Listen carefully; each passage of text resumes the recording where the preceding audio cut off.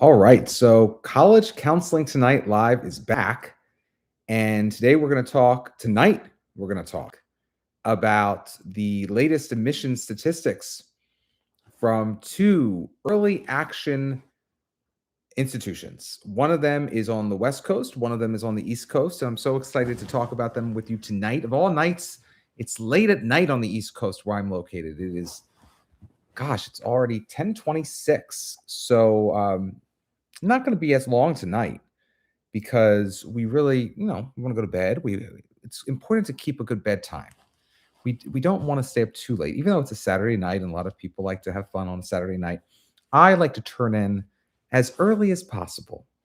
So for those just joining us, we're going to talk about USC and Villanova in just a moment and their early action acceptance statistics that have been released so far. But before I do, I just want to introduce myself. My name is Craig Meister, a college admissions coach. If you'd like to learn about how you can work with me one-on-one throughout the entire college admissions process, you can go to my website, which is collegemeister.com. If we have some time, we will also take some live student questions today. Again, it's later than the last time I've done these. Earlier this month, I've done it twice. So I don't anticipate wanting to go 2 hours, 3 hours this time around. We're only going to maybe go maybe an hour at most. At most. Again, maybe we'll cut it off after 30 minutes. But let's start with Villanova. When I started doing this, Villanova was like this sleepy Catholic school that was very respectable, but it was not like this big draw of an institution. But times have changed. 20 years have passed. This is one of the reasons I'm doing all these lives this year. This is my third one. Is 2026 is the 20th anniversary of me being a college admissions coach. So I said, you know what? Let's just let it all hang out this year. We're gonna celebrate by going live, and we'll just wing it. We'll just wing these videos this time around.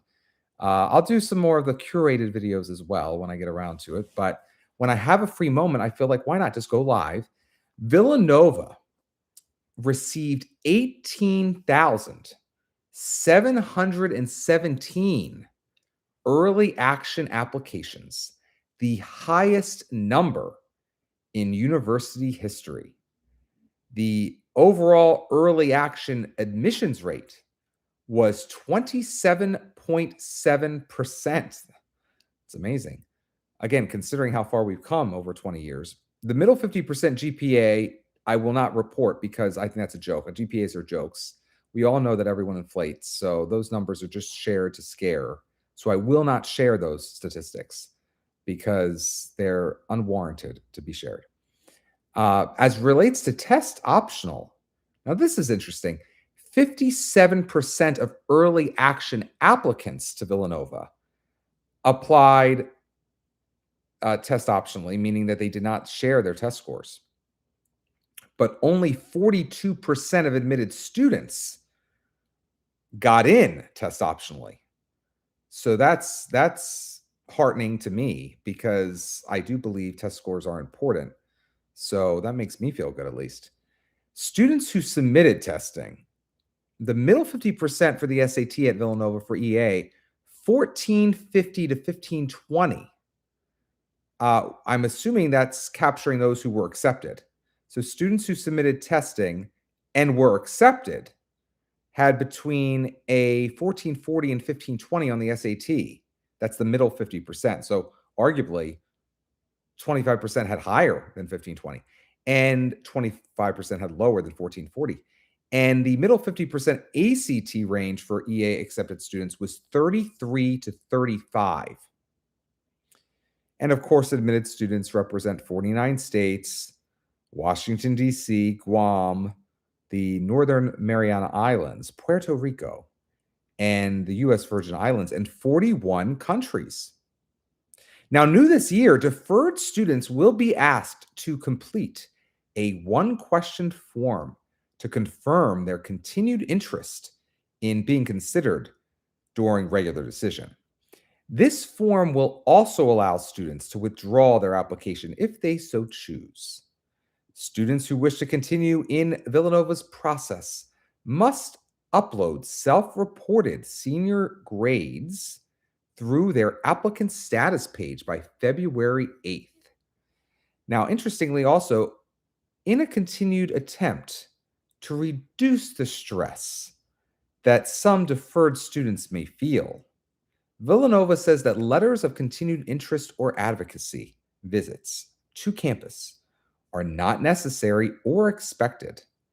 However, if a student feels passionately about submitting additional items, the only way to do so is by uploading it to their portal. They do not at Villanova want you, if you are a student, to email them.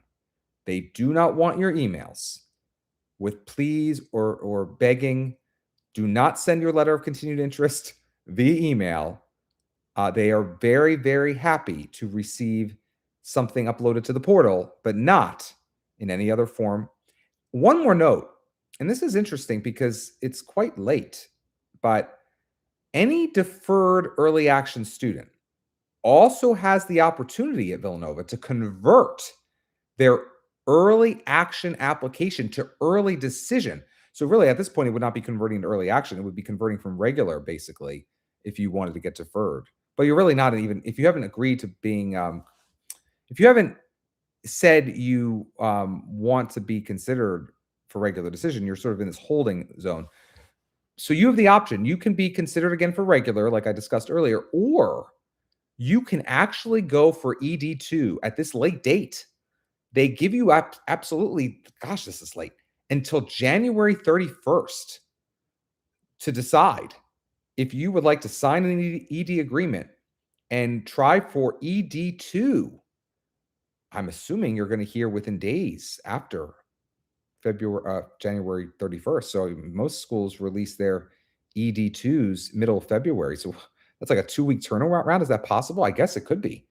So you still have the option with Villanova. If you are interested in Villanova and you just were not accepted and therefore have the opportunity to be deferred to regular, if you don't want to risk regular and you are ready to commit to Villanova, even though Villanova was not so into you just a few days ago when they released their early action applications, you can hope, you can pray, and maybe you can stand out from the pack by going ED2, and maybe, just maybe, in the month of February, you will get accepted ED2 at Villanova. So that could be interesting for you.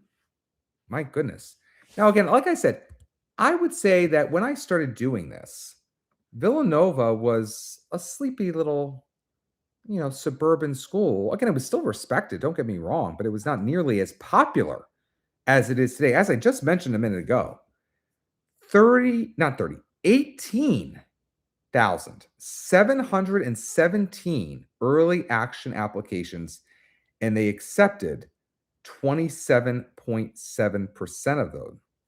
That's impressive. When I started doing this, let me look back if I can find the statistics. I don't think I think they just started offering early action in 2006. Let me see. In 2006, in Villanova's early action acceptance rate for the class entering fall 2006, so this was the 2005-2006 admission cycle, was approximately 44%. In that year, 4,100 students applied under the early action plan at Villanova. And of those, 1,800 were admitted. That is amazing. Look at where we've come from admitting 1,800 and only receiving 4,000 or so early action applications in 2006 to accepting 27% of 18,000 in 2026. That is quite the trajectory for Villanova. Villanova, I guess the enrollment management team over there, the admissions team, as it used to be called, must and should be proud of their growth. over the last 20 years. I'm proud of my growth over the last 20 years. And most of you, if you are 18 years old today, are probably proud of your growth over the last 20 years because you did not exist 20 years ago. That's how long I've been doing this. So, so when you think about 27% accepted out of roughly 18,000, they're accepting more today, early action at Villanova, than that were even applying early action 20 years ago. So again, that's the news from Villanova on the East Coast. Now let's go over to the left coast, or the West Coast, as they say. And we have news from University of Southern California. University of Southern California. My goodness, now we're getting an echo. The University of Southern California has shared the following: 9.5% acceptance rate for their early action pool this year. They accepted about 3,800 early action to University of Southern California, the Trojans, and 40,000 students applied early action. Wow, 40,000. So if you think Villanova was impressive at 18,000 plus, 40,000 students applied early action to USC, and only 9.5% of them were accepted. And the university says it expects to admit about 5,000 more students, regular decision. I don't have the numbers of students who got an ED to the experimental ED plan that University of Southern California instituted this cycle for select Marshall business majors. But interestingly, even though ED was offered, and Marshall is popular and business is popular at USC, the acceptance rate for early action actually went up. So this is surprising, and this actually contradicts what I thought would happen. So I admit when I'm not right.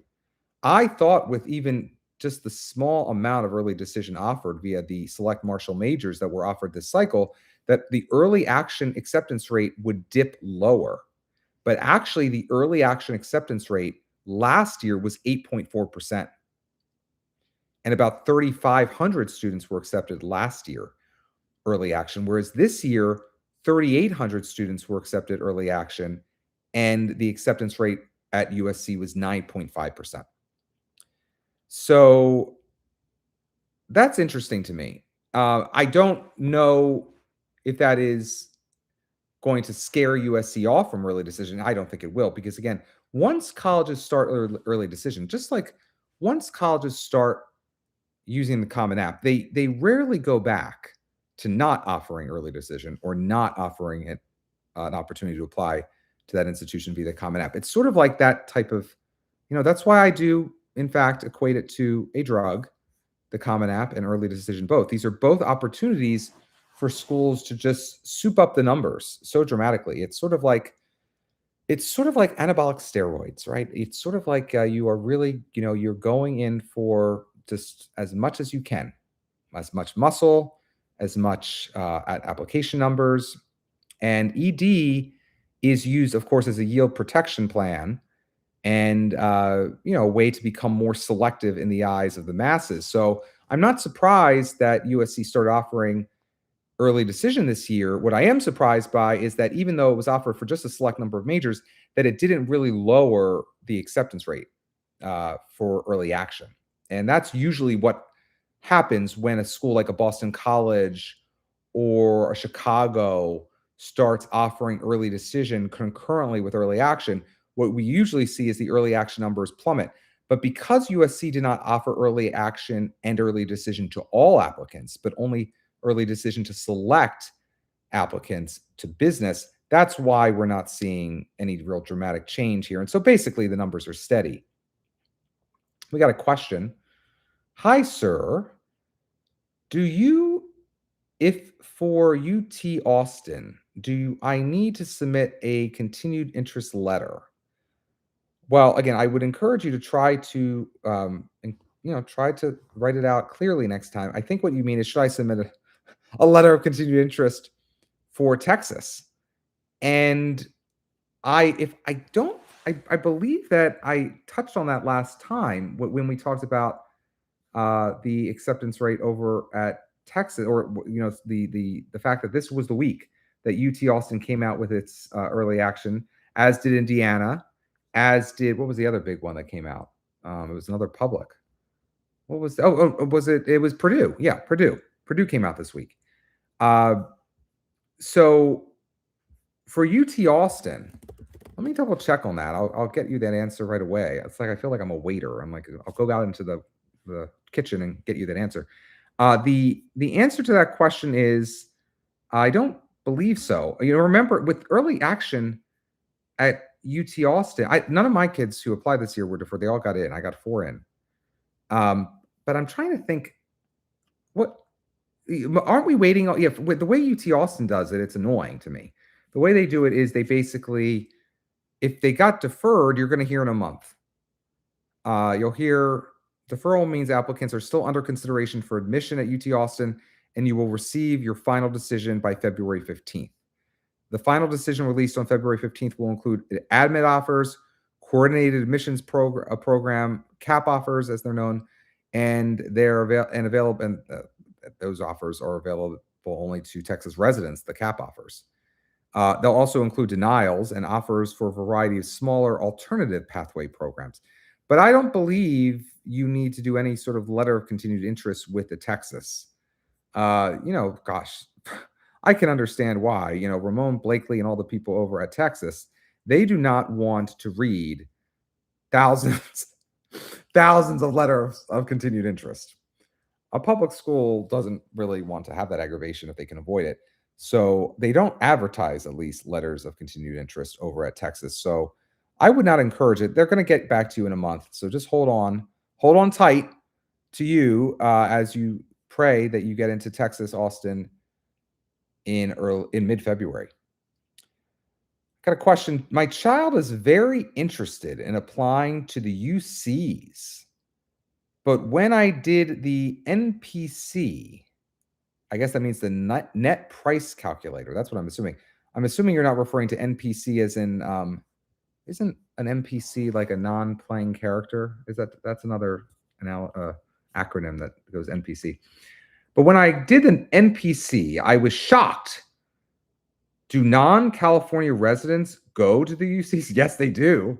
Not in huge numbers, but yes, they can definitely ring up the number. This is true of a lot of selective public universities. They really hike up the tuition price for out of state.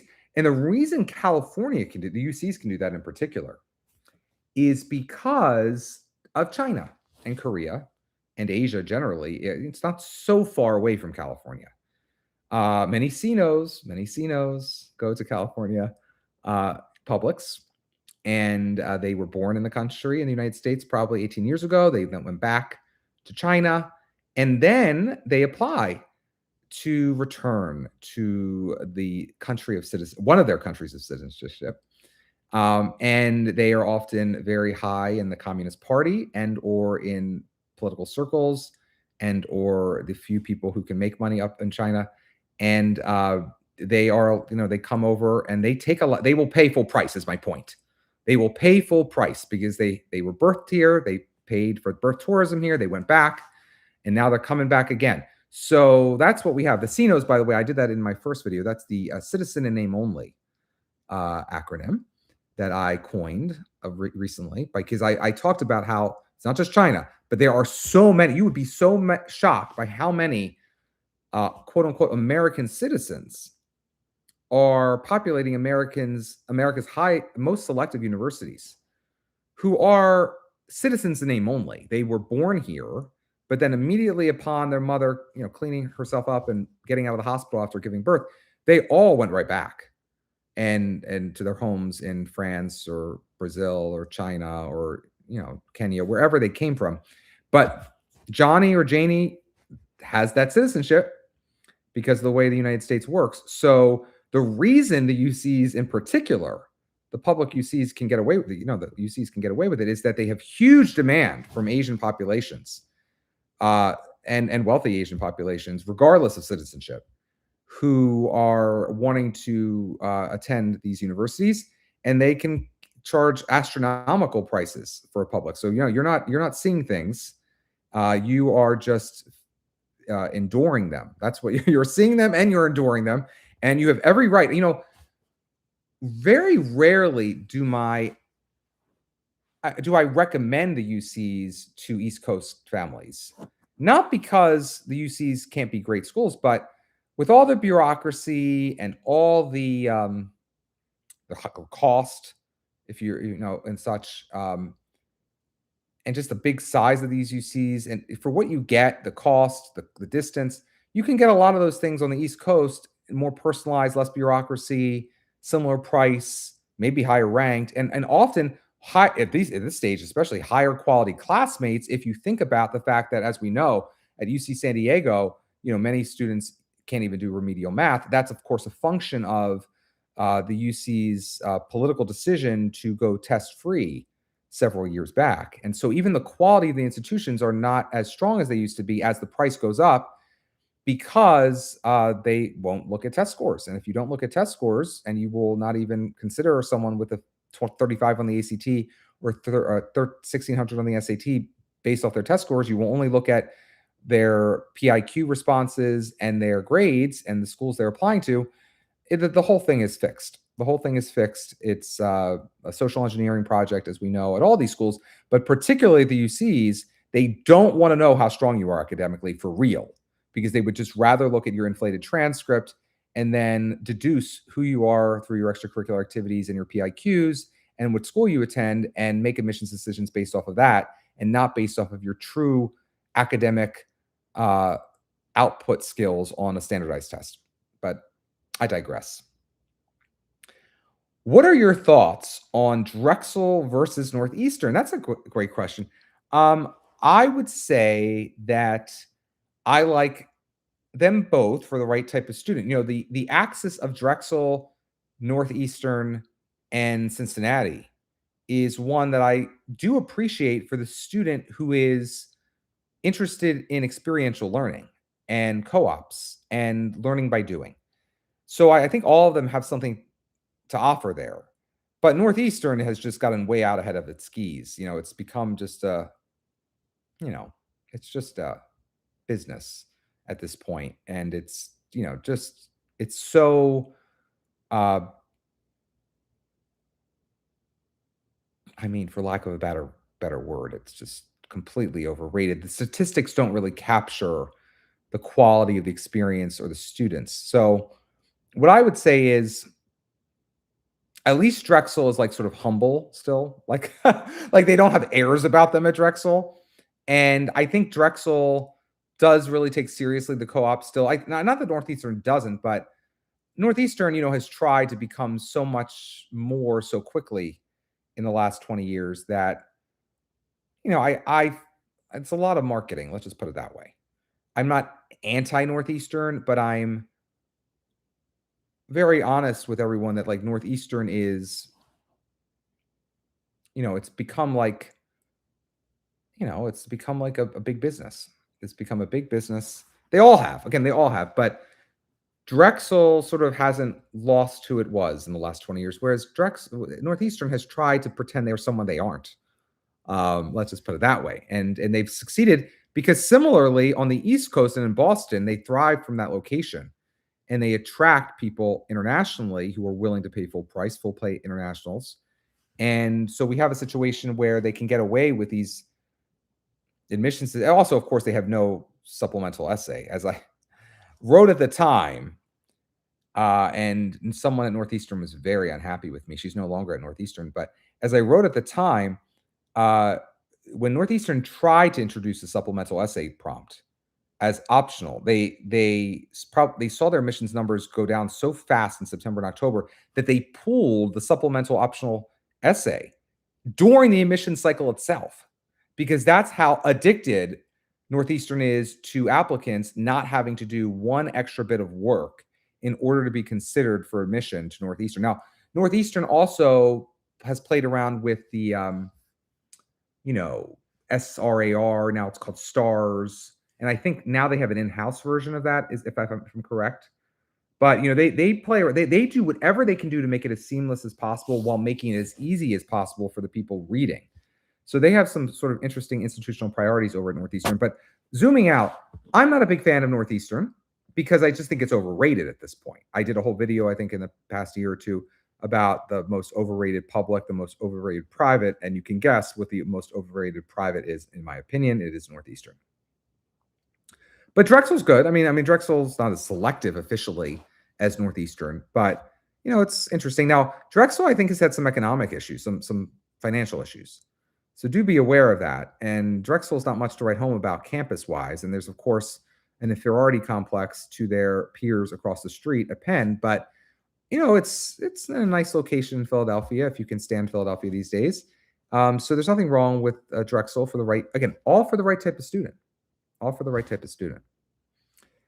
Is there any news about interviews for colleges like Yale? I don't know what news you're looking for. I don't know. Is there news? I don't know. There's no news that I won't need to share. There's no news. No news is good news. But good luck if you apply to Yale. I applied Purdue regular decision instead of ED. Am I cooked? Well, now remember, Purdue does not offer ED. So you may be cooked, though, because they do offer early action. And EA is what it's known as. And they do accept the vast majority. I think I said last time, 80% of students accepted to the first-year class at Purdue are brought in through EA.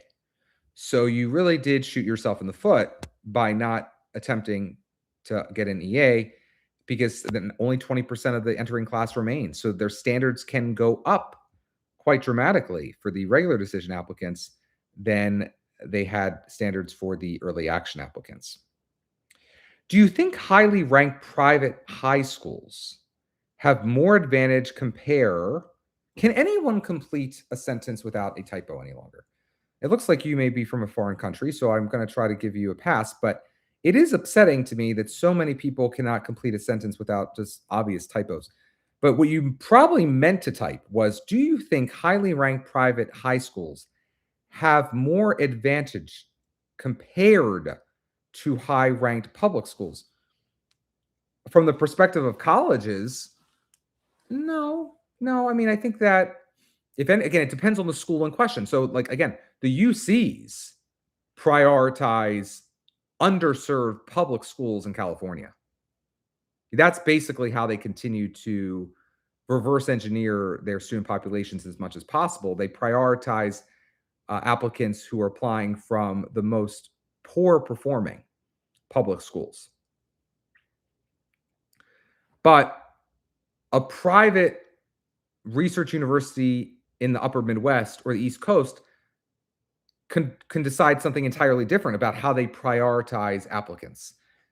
So with that said, I mean, look, the people who populate the admissions offices at these colleges are not all, but 98% left of center. And that's their personal preferences, but also institutional preferences are also, highly progressive. And so if anything, over the last 20 years, even if schools, meaning colleges, used to prioritize, feeder privates, they try their best no longer to prioritize the Harvard Westlakes and the Horace Manns and the Sidwell Friend. They try not to as much as possible. Obviously, it's very seductive to prioritize the students from those schools, because many of the students from those schools are coming from very powerful, wealthy families, and these colleges salivate over that as much as possible for a lot of different prestige and financial reasons. Not for historical, like white bread, reasons. Oh, we need to keep accepting old money. No, that's not the reason they do it. They do it because they want to stay in business and they want to have notoriety and so forth.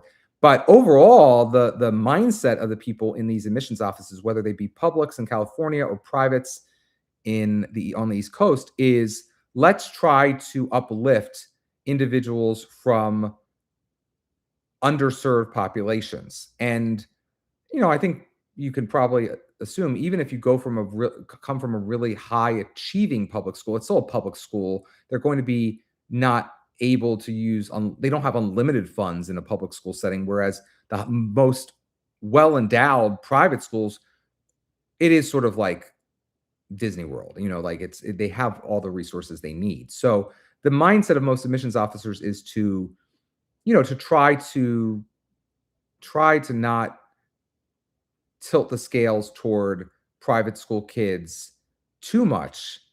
But the problem is the private school kids often, on average, are better writers or, uh, have more exotic or glamorous clubs and activities. Maybe also can afford test prep. So there's a lot of advantages that admissions officers see that private school kids already have or independent school kids already have. So, you can understand why they would try to maybe put their finger on the scales for public school kids, regardless of if it's a high performing or wealthy public school versus a low performing or underserved public school. But how much that goes into the real thinking versus or the math or the equation of how they accept. At some of these schools, it's still more of an art. At other schools, it's more of a science. But again, as I mentioned, and I will reemphasize, in the public, at the UCs, it is down to a very specific science of how they discriminate intentionally against impressive and high achieving students from high achieving white and Asian dominated public schools in California. No question about it. No question about it. And if you don't like it and you're a California resident and you want to fight it, take it up with the UCs or take it up with your one party system over there in California, because it's all baked in. That's how it is. It is baked in. I've done other videos about this. This is just fact. It's not opinion. It is baked in. You cannot have a situation where the top 10 kids at a public school in California that very few kids go to four-year colleges from can all get into UC Berkeley or UCLA and UC Berkeley. And then the top 10 kids at one of the highest performing public schools, some of their top 10 kids aren't even getting to UC Berkeley and UCLA unless there is some systemic racism going on. Yes, I said it. Systemic racism, not against the individual applicant. Again, I want to make it very clear. There is not affirmative action being conducted against the individual applicant when he or she applies to the UCs. There is, however, systemic racism built in to the way in which applicants are reviewed based off of high school in California. Okay, that's how they do it. It's they were bragging about it until SFFA got ruled on at the Supreme Court a few cycles ago, and now they're just looking around like, oh, did we say that? Oh, we don't need to talk to the press about it. Let's just not talk about it anymore. Where they were bragging for 20 years in California about how they did everything they could to get around the voters' ban on affirmative action. And this is how they did it. And now that federally affirmative action is also banned, they're just like, they're not talking about it as much. But it's true. It's true. So just because they don't talk about it or brag about it anymore at the NACAC conference doesn't mean it's not happening. It's still happening. It's called systemic racism, and it's against white and Asian applicants. It's at least geared to be against white and Asian applicants. Of course, imagine being Black or Hispanic, maybe even moving to or working really, trying your best to get into a high-performing public school in California and maybe getting a bigger mortgage, something. To get into a high-performing public school, you're Black or Hispanic, now you're in a really good school, you're getting a great education. Now you too will be discriminated against because of the UC system, the way they review applicants. They would rather accept a lower performing Black or Hispanic applicant from a basically flatline public school. Well, that's how they have to prioritize. That's the way the system is set up in the UCs. It's galling. It's appalling. And again, yours truly here, I do not believe in favoring or disfavoring anyone on the basis of race or background or ethnicity. But the powers that be in the UCs do.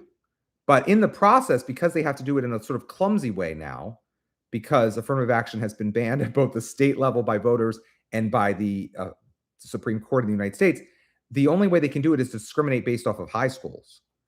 And like I said, there's collateral damage. There's There's the, um, there's the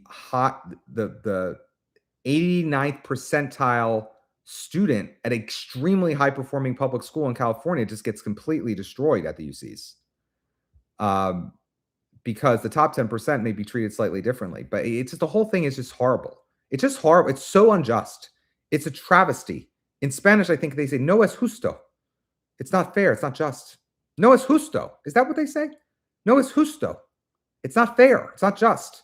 That's what it is. It's disgusting. If we lived in a just society, this travesty would be not allowed to continue. But we don't live in a just society. It's very sad. Does an ED accepted student affect an RD's chances from the same school? Yeah, you bet. Especially if it's highly selective. Absolutely. Again, these schools are trying to spread the wealth. They believe in diversity. It's their religion. So, if the school is small and they've already accepted one kid ED, and it's highly selective, they're going to obviously weigh, how many kids do we want to take this year from your school? And how does this applicant RD compare to the student we just accepted ED? Now, it doesn't mean they're automatically going to reject you. If you're an amazing applicant and your application is beautiful, it doesn't mean the door has shut in your face. It just means that, you got to be realistic that your most direct competition when you're applying to any college are the other students at your high school, because those are the only students who theoretically had the exact same opportunities that you had, the same clubs, the same teachers, the same courses, the same system. So that's direct competition there. So just be aware of that. Obviously, be friends with your friends, but realize you're competing against your friends in your high school graduating class. And if someone already got an ED, you're in a tough spot. I skipped a question. Is Vanderbilt more conservative or liberal? As it's all liberal, please. They're all liberal. I don't care if it's in a red state or blue state. If it is a highly ranked public or private university in the United States, it is not just liberal. It is left wing. And it is probably Marxist in many quarters. so Marxist for thee, but not for me. Marxist for everyone else, but not for the people who are collecting the check there and putting in their time there. For them, they have different rules. But no, basically, no. These are all left-wing institutions. That's okay. They're left-wing institutions. I mean, again, there's a Hillsdale here, there's a BYU there, but no, basically, higher education in the United States is a one-party state. We know that. It's just the facts. That's how it is. That doesn't mean there aren't individual conservatives or Republicans here and there. And of course, I encourage all comers to go to higher education. I believe in higher education. And don't be scared off if you're conservative from any of these schools. But the culture at these schools is definitely left of center. And that is putting it mildly. Even Vanderbilt, even in a state like Tennessee, we have a very progressive institution. Any early signs that students paying full freight are experiencing an advantage? Well, they always experience an advantage. That's how it is. Particularly international advantage. You can't officially discriminate against someone who's applying for financial aid at a need-blind school. And in most of the selective colleges are need-blind for domestic applicants. But the full pay students do have an advantage. And definitely waitlist. They all do. Like I said, I think in a previous video, once you get to the waitlist round, all bets are off. There's no rules. It's just, it's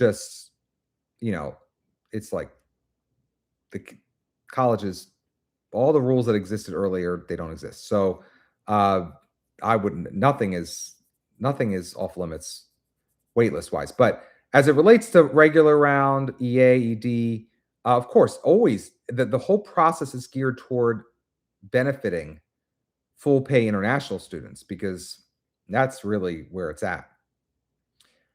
Am I cooked? Another am I cooked? So this is the second am I cooked question. Am I cooked for NYU ED2 if I'm deferred from Villanova EA? Now, this is a pretty bad sign. Yeah, it's a pretty bad sign. If you couldn't get into Villanova EA, what chance do you have at ED2 at NYU? I mean, again, if you're a full pay international, maybe. But if you're a domestic kid, no, like, no, I don't see I don't see much chance for you. You are probably cooked. You're probably I don't like it. I don't talk in this language, but I will talk in this language for you. I think you're cooked. Yeah, I think you're probably cooked. I mean, you can always do EDT. I guess it's you already did it, right? Good luck. You'll know in about a month. All right. What's the next question here? I love your videos when you do a brutally honest review of a school, like the one that you did about Johns Hopkins. Do you think that the experience is any better at Johns Hopkins for social science majors? Um, yeah, I don't know. I mean, I think that if you're a humanities major, if you're yes, as long as you just stay away from the pre-med kids. I mean, the pre-med kids are with all I God love them. They're toxic. They're just toxic. It's toxic at Johns Hopkins. I don't mean they're bad people, but the culture is toxic. So just try to get away from the pre-med kids as much as you can, or just don't let their toxicity and their competitiveness and their high-strung nature bleed into you. Don't catch that, is my point. Regardless of your major. I mean, you could be a very calm, cerebral, type B kid, type B personality kid, even as a pre-med major.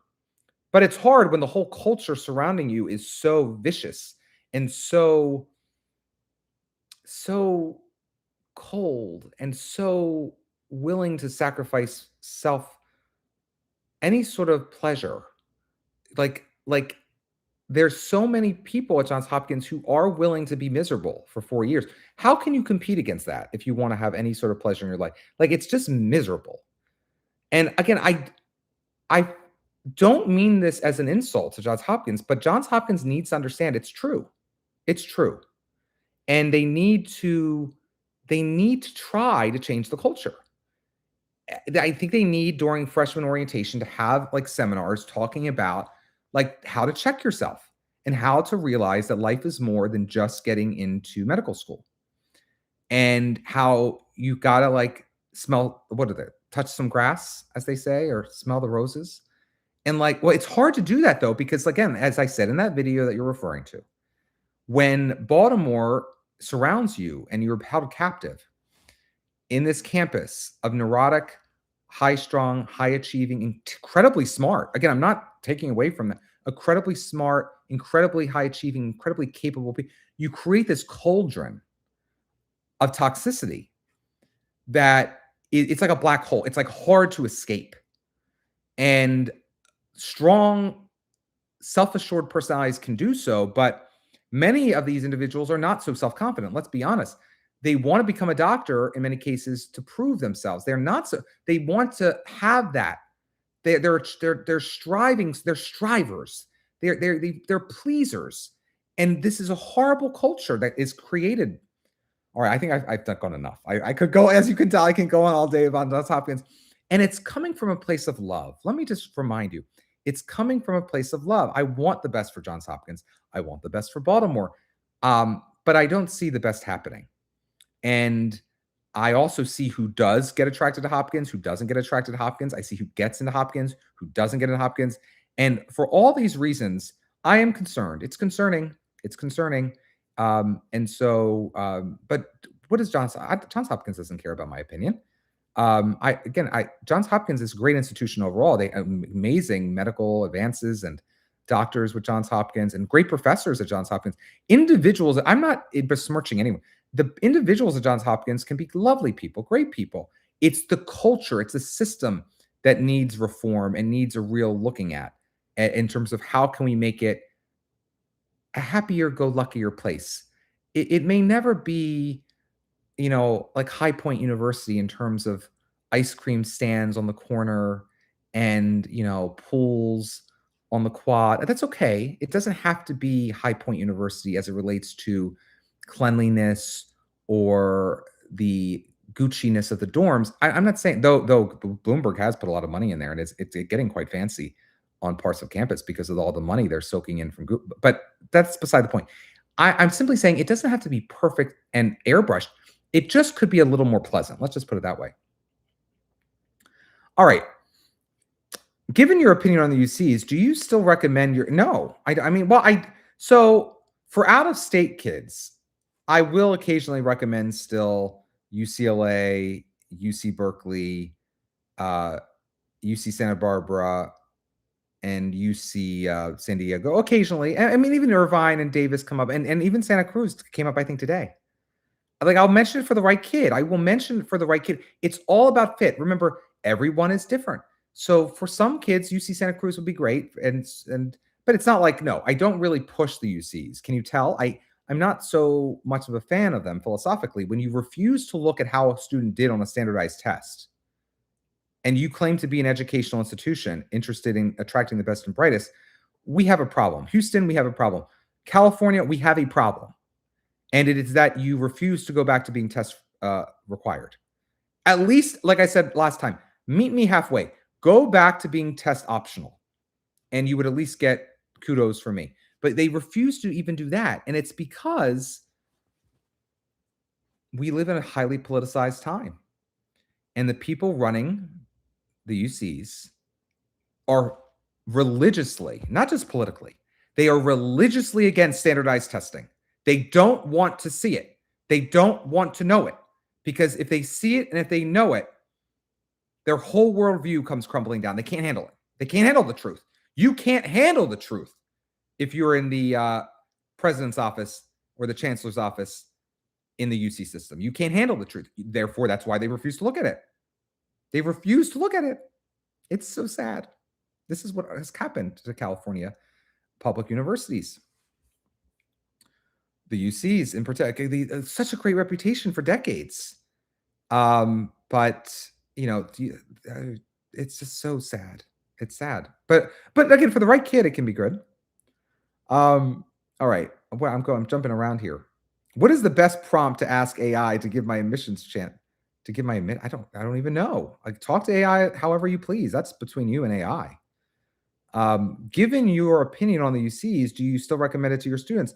Again, in some cases, yes. In some cases, even though I'm not a huge fan myself, I'm meeting a family or a student who it would work for them, and philosophically, they don't have the qualms about it that I have, and that's okay. See, I like to meet people where they are. I recognize that I have opinions, and not everyone will share my opinions. I'm still like an old school.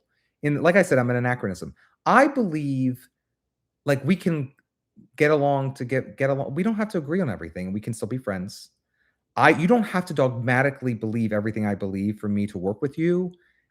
I want to know how you think, what you value, your value system, your goals when I work with you, so I can curate a list that's right for you. I'm not going to college again. You're the one going to college, not me. So Craig Meister, Craig Meister would never go to the UCs because philosophically it doesn't make any sense to me. But it might make sense to you for your goals, for your family, for your value system. More power to you. I love it. I love it. All right. What would you say your best private student was this year? Was he, she instead? What is that?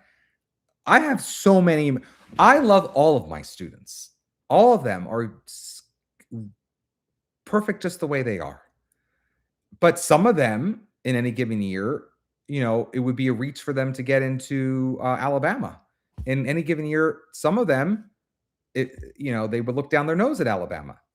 And I see everything in between. I say Alabama. I'm not picking on Alabama. I mean, Alabama has actually gotten more selective in recent years, believe it or not. But no, I mean, I work with all types. I'm equal opportunity supporter. I like to support people. If you want to work with me, I'm not going to discriminate against you.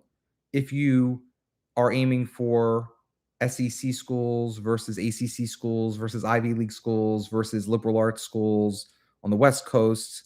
I mean, I work with kids whose the whole list is not this year or not, but I work with kids who the whole list is European schools. So I work with kids of all types, of all goals. I've had kids who are half Canadian in terms of their list, half American on their list.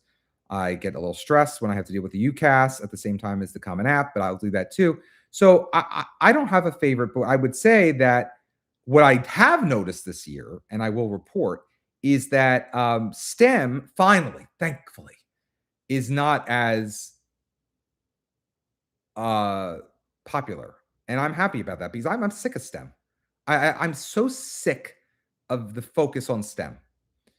Now, again, I don't I don't if you like STEM, I'm not gonna have a problem with you. The problem is for the last 10 years, STEM has been pushed down the throats of kids and families so much.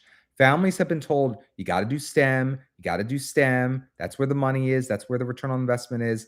Go code, learn to code, all these things. Now, of course, AI is making unemployable all these people who learn to code.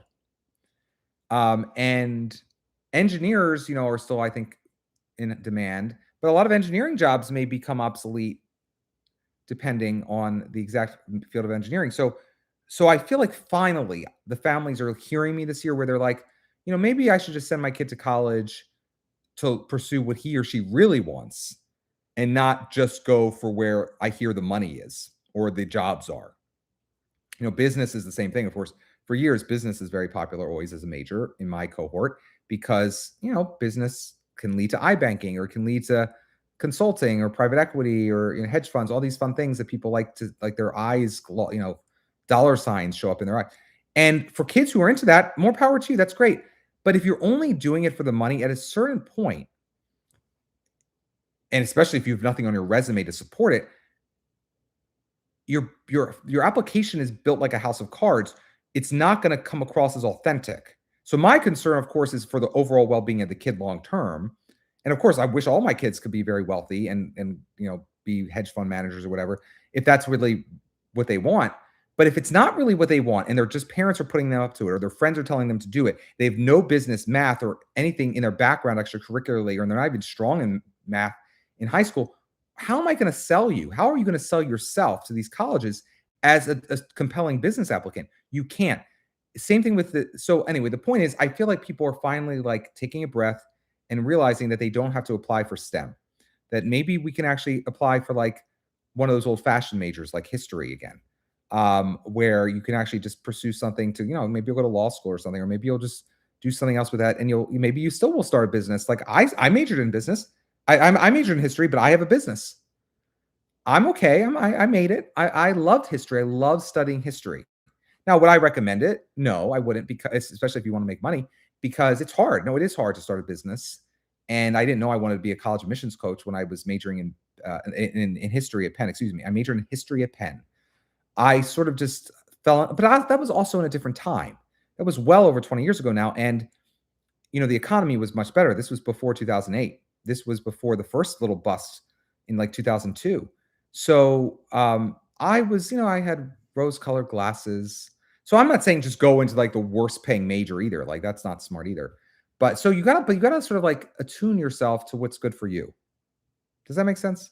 You gotta do what's good for you and weigh your goals, your return on investment goals, your familial goals, what you want for yourself at 25 or 35, who you want to meet in college. All these things are really important. But don't be cravenly applying for computer science anymore. Just stop it with that. Just stop it. Stop it with these kids were applying to computer science or demanded that I help them apply for computer science the last few years, and there's no computer science on their resume.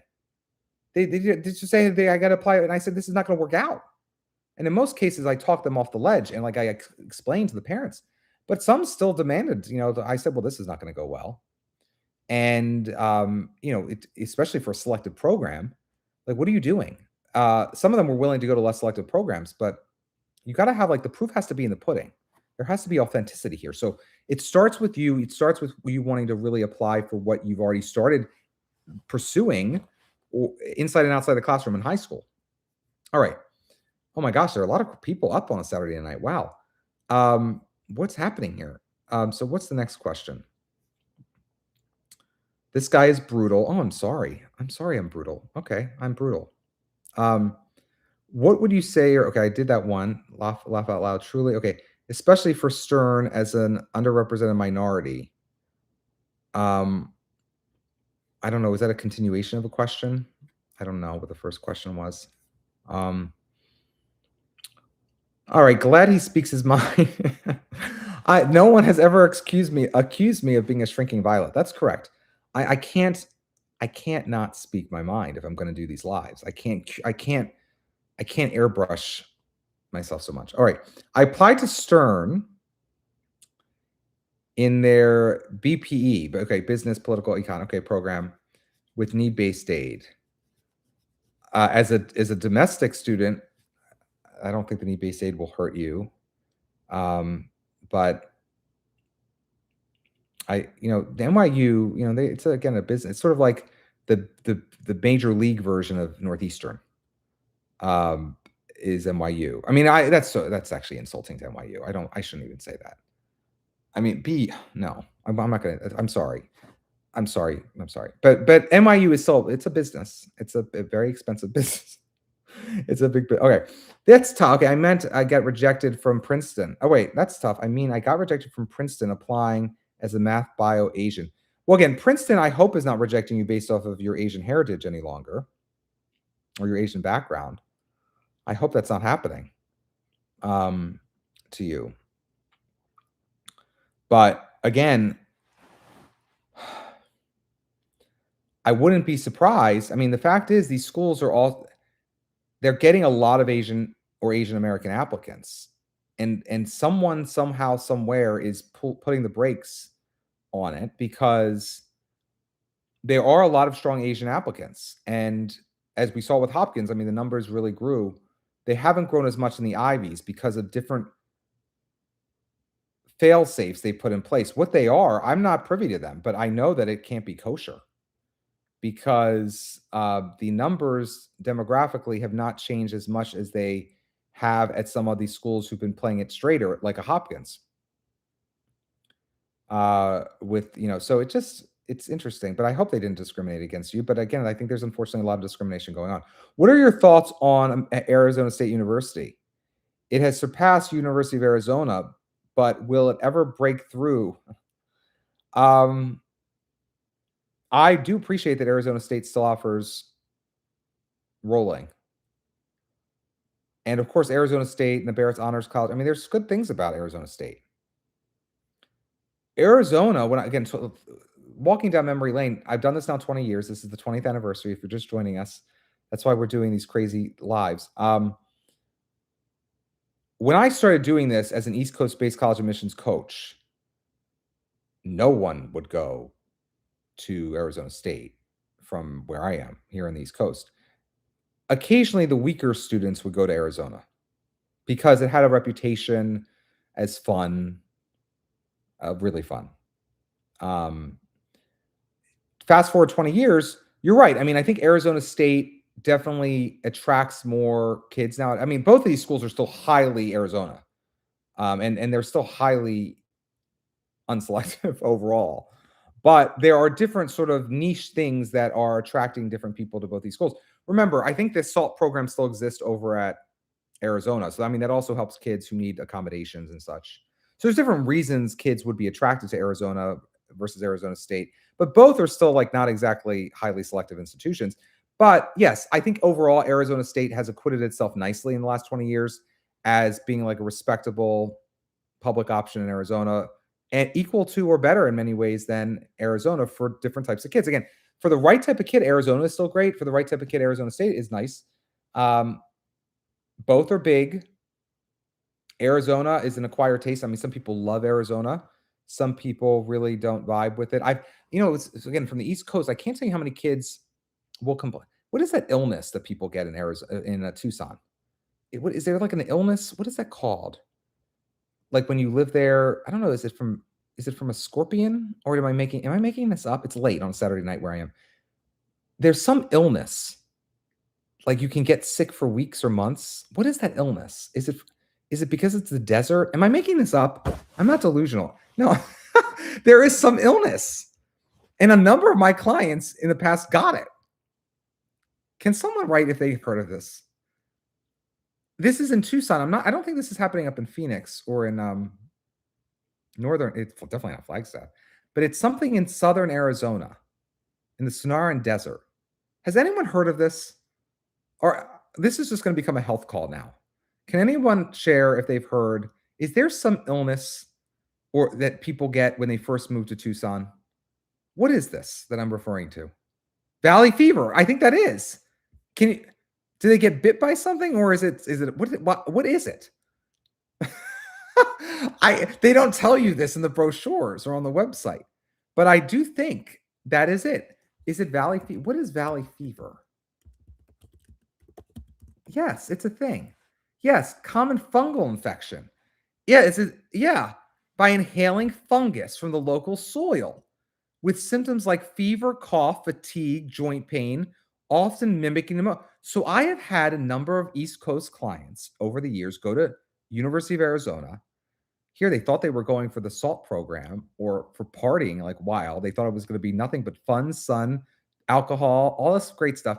And then they are struck down by valley fever. This is something that has happened. Yes. Yes, it's true. Read the fine print when you apply to these colleges. Now, again, I'm not attacking, like, every region has it. I mean, you could go to California and have an earthquake. You could go to Tulane and have a hurricane. It happens every few years. You could go where I am and get shot up in Baltimore. So all this is very possible. So there's an occupational hazard at all of these schools. All of them. Valley fever here, drive-by shooting there, drug deal gone bad in Chicago and Philly. Anything is possible. So you just have to be very careful at all of these colleges. Please be careful. Safety first is what I always say.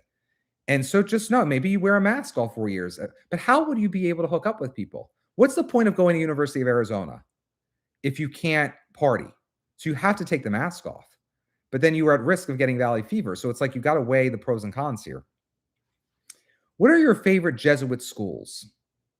Thoughts on how the Jesuit mission lives out and how? Well, I like Santa Clara University a lot.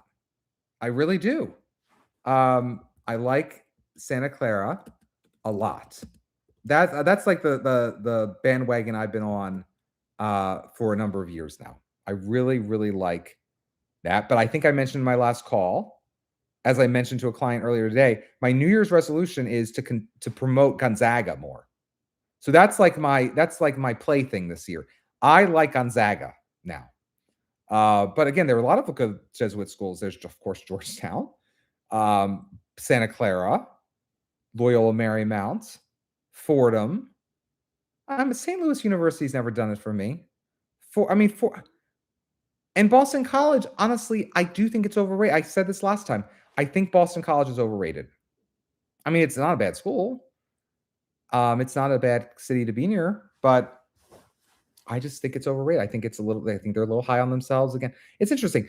These Boston schools, I'm notified. You may notice the trend, but the people in Boston take themselves very seriously. And Boston, Northeastern in its own way, and Boston College in its own way, I think I think they could be taken down a notch or two in reality. I think that, let's be real.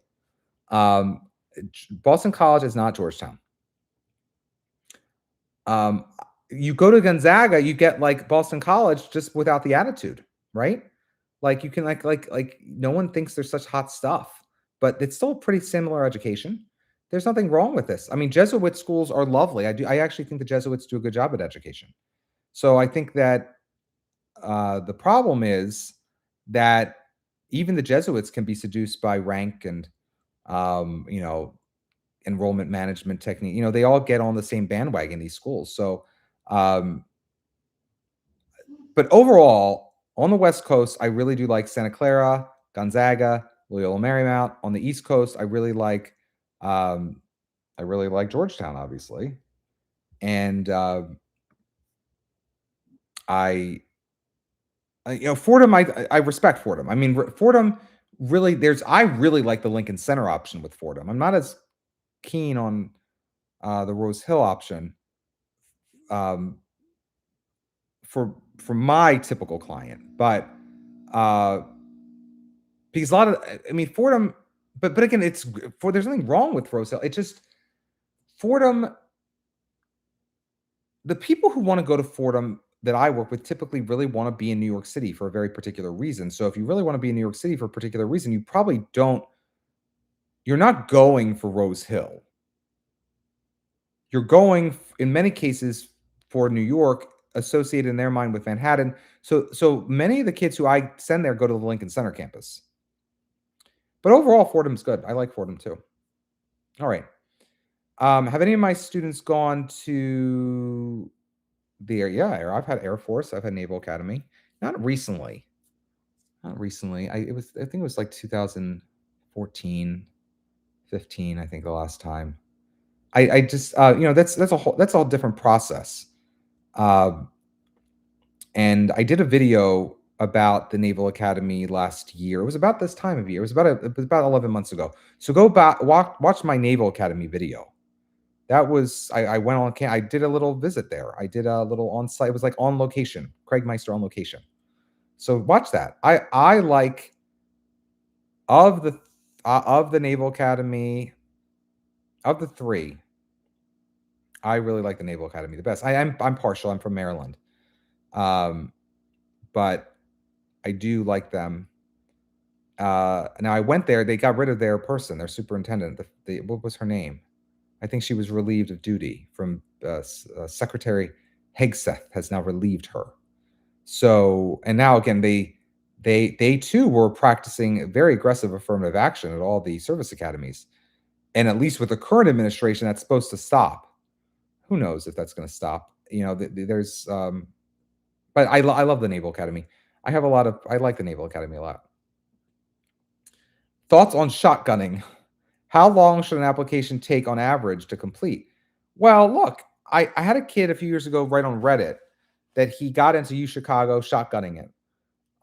And he has Craig Meister or College Meister to thank. So if you really take my videos seriously and you absorb them and you make them one with you, I think a lot of you could get away with that. I mean, you could do it pretty fast if you're self-directed, focused, and you haven't turned into an ADHD mess of a person.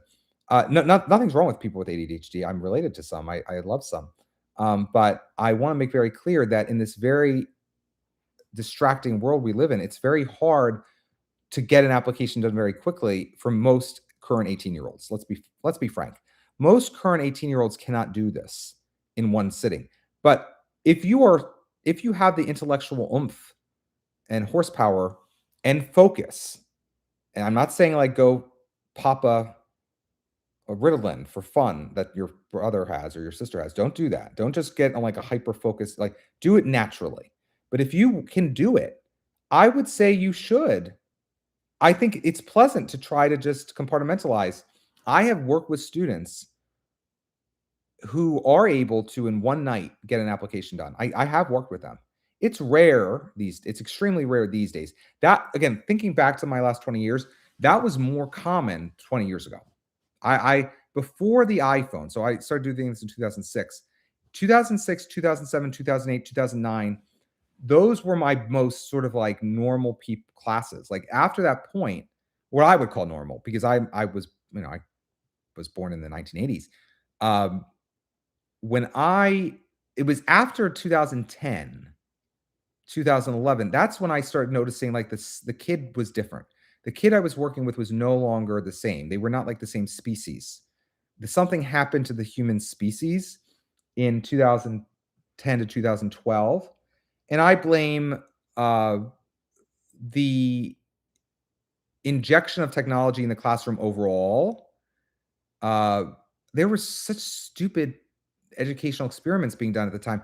I remember an English class that one of my students was in like 2009, that they did a whole unit where they did Shakespeare on Facebook. Like they created Facebook profiles of different Shakespeare characters. It was like the stupidest thing. But this is what was happening then. So education was definitely nosediving in, like the late aughts, I guess is what you would call it. So like 2006 to 2008. It was nosediving in 2010. But it didn't get really bad until the iPhone, the smartphone generally. That was the end. That was the point at which the kids I would work with, whether they be rich or poor, black or white, fat or thin, gay or straight, East Coast or West Coast, I don't care. All the kids started coming to me. They sort of had like they didn't like look in my eyes the same way. They weren't like there anymore. They were sort of like not the same species. It was the weirdest thing. And I, made peace with it by this point. It's been 15, 16 years. But basically, it's gotten worse every year. It has, unfortunately. Technology is destroying humanity, and that's just what's happening. It's happening. You have to be very strong. And as I tell my kids all the time, if you ask Mark Zuckerberg what his kids are doing, as they get older, he's not going to allow them to be on technology the same amount that you're on technology. So that gives away the game. You are look to see what they're doing, not what they're feeding you. They're feeding you addiction to the technology. They're feeding you addiction to the TikTok and the Facebook and the Instagram or whatever. But look what they're doing with their own kids. They have nannies that keep them off technology all day. They do not allow their own kids to go on the technology. That tells you everything you need to know, which is you are being destroyed by technology. So even though I'm very happy you're watching me tonight on technology, try to limit your technology as much as I cannot impress upon you enough. If you are a 15-year-old, 16-year-old, 17-year-old, 18-year-old watching me right now, please make a New Year's resolution to yourself, which is to spend no more than an hour a day on technology for pleasure. The rest of your technology use should just be for work. Like if you have homework and you must do it on technology, fine. Please limit your time on technology because it is already destroyed you in many ways you don't even realize. But the more you spend time on technology, the less you will be able to do independently. And like I said, I've seen the writing skills of my applicants completely implode over the last 14 years in particular, 15 years in particular. But every year I've done this, it's gotten worse. And I blame of course, I blame the educators, the schools, but I also blame in the English departments in particular, and also, God, the history. Oh my God, the history teachers. They don't. But I mainly blame the addiction to technology and the lack of reading and the lack of writing happening. How important is University of Texas's is this University of Texas interview is that what you're saying? University of Texas? U of T? Is that what you mean? Toronto. Oh. Are they interviewing? I didn't know they interviewed. I don't think I've ever had a kid get into Toronto that interviews. Do they interview? The big school like that? Toronto? I mean, I may be betraying ignorance at this point, but I've had many kids through the years get into Toronto. I didn't know they interviewed. Maybe for certain programs. I mean, I had a kid interview with McGill years ago. But that was also I think that was for the joint McGill Sciences Po program. Am I making that, or was it the Columbia Sciences Po in France? I don't know for Toronto. Did they interview? Oh, who cares? I think Toronto, do you want to really go to Toronto? Is that what you really want? I mean, good for you. I guess that could be good. But Toronto is a big university. Toronto is not I don't recommend Toronto generally. I definitely don't recommend it to my male students. Wait, oh, right. It's only for engineering. Yeah. So maybe for niche majors and programs, you have to do that. I'm not surprised that, but overall, they don't do interviews at most of these the Canadian application system is actually one of the more pleasant ones for my applicants. I mean, typically it's just plug and play. You just do it. It's over. It's nothing subjective about it. It's just like, not most cases, no even essay. It's only for these very unique programs like these dual degree programs or maybe highly selected programs like this engineering that maybe you have an extra requirement here or there. But again, I don't have the volume going to Canada that I do with the US. The US is my bread and butter. That's really what I've mastered. That's why they call me the college Meister. And also my last name is Meister. But I will do Canada if I must. But that's pretty easy compared to UCAS. Don't start me on UCAS, especially since they changed the UCAS. I like the old essay. I like the old personal statement. They've dumbed it down. Again, England, what a mess. What a mess the United Kingdom has become. It's like why throw away your heritage? Like, keep the standards. The UCAS personal statement was like a rite of passage. And now for you to turn into these 3 rump essays, it's like you're pulling a pen. It's like, why are you following the footsteps of Whitney Soule, a pen, that you need to create these little mini essays? Why they're doing it, of course, is that just like over in the United States, in the UK, no one can think and write long form anymore. So they had to create these shorter form essays because they were probably getting drivel. That's what they were getting. And they just didn't want to face the reality of how they've dumbed down their own students, their own kids, their own population. So they just had to completely reformat the UCAS personal statement to these three little essays. And I think it's very sad. Again, it's very sad what has been done to the current generation of high school students. They don't even know what's been done to them, but the education they have received has been a derivative version of what their parents received and their grandparents received. And it's the fault of their parents and grandparents that this is happening to them. It's very sad. The powers that be in education, many of whom, by the way, have no children. So I'm not surprised that they would do this. They have no stake in it, I guess. They don't care. It's sort of like Lindsey Graham. It's like, like, of course he wants to go to war every few days because he has no children. He doesn't have a son or daughter he has to worry about that could, God forbid, have to go to war or be sent to the meat grinder. So of course he wants to invade every country every day. This is Lindsey Graham, the senator from South Carolina. He has no children, just like Angela Merkel. She had no children. So why did she care when she welcomed all of Syria to Germany? She didn't care. Now, these are their reasons. Maybe these were good ideas, but when you don't have children, you make different choices than when you do have children. So I think it's interesting when someone goes into education and directs the future of education for K through 12 kids or college kids, and they themselves don't have children. I think that's an interesting juxtaposition. How they would run education is obviously going to be different than how someone with kids would run education. Similarly, I'm not saying one's right or wrong, it's just different, right? Similarly, the way that Lindsey Graham would be running the United States is very different than someone who has children. So these are just interesting things that cross my mind. You don't care about this because you came here for college admissions.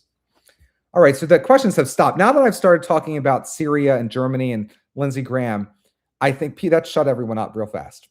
So we covered a lot of ground tonight. If there are any final questions, you can absolutely ask me. Oh, here's one. For a student planning on law school, would you choose Vanderbilt, Georgetown, or University of Georgia Honors College? Well, again, it depends on the exact student. But if you got into all three of them, which I don't think you would know right now, because at least right now, I guess you could have gotten into Georgetown EA and Vanderbilt. Yeah, that could be possible as of right now. That could have happened to you. So, law school is interesting. I mean, law school,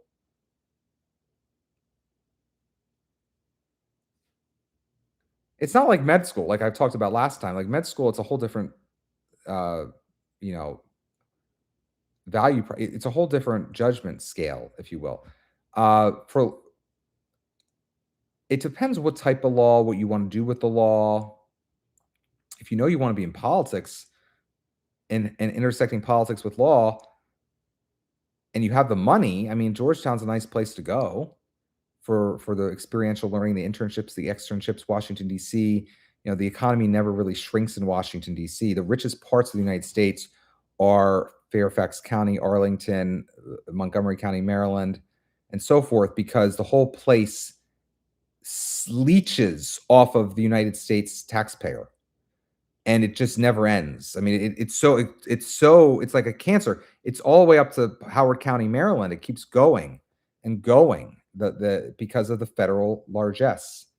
So imagine being a college student. That's a lot of opportunity in that environment. And even though the current administration of the United States saying they're cutting or whatever, that that lasted like 3 weeks, right? So there's no cutting going on.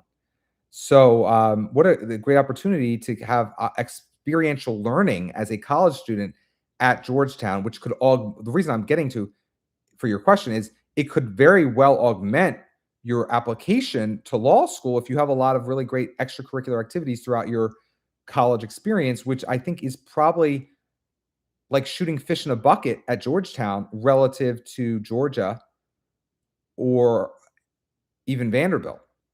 There are obviously jobs and opportunities in Nashville, but for a future law student, I feel like the best setup would be Georgetown, definitely, in my mind.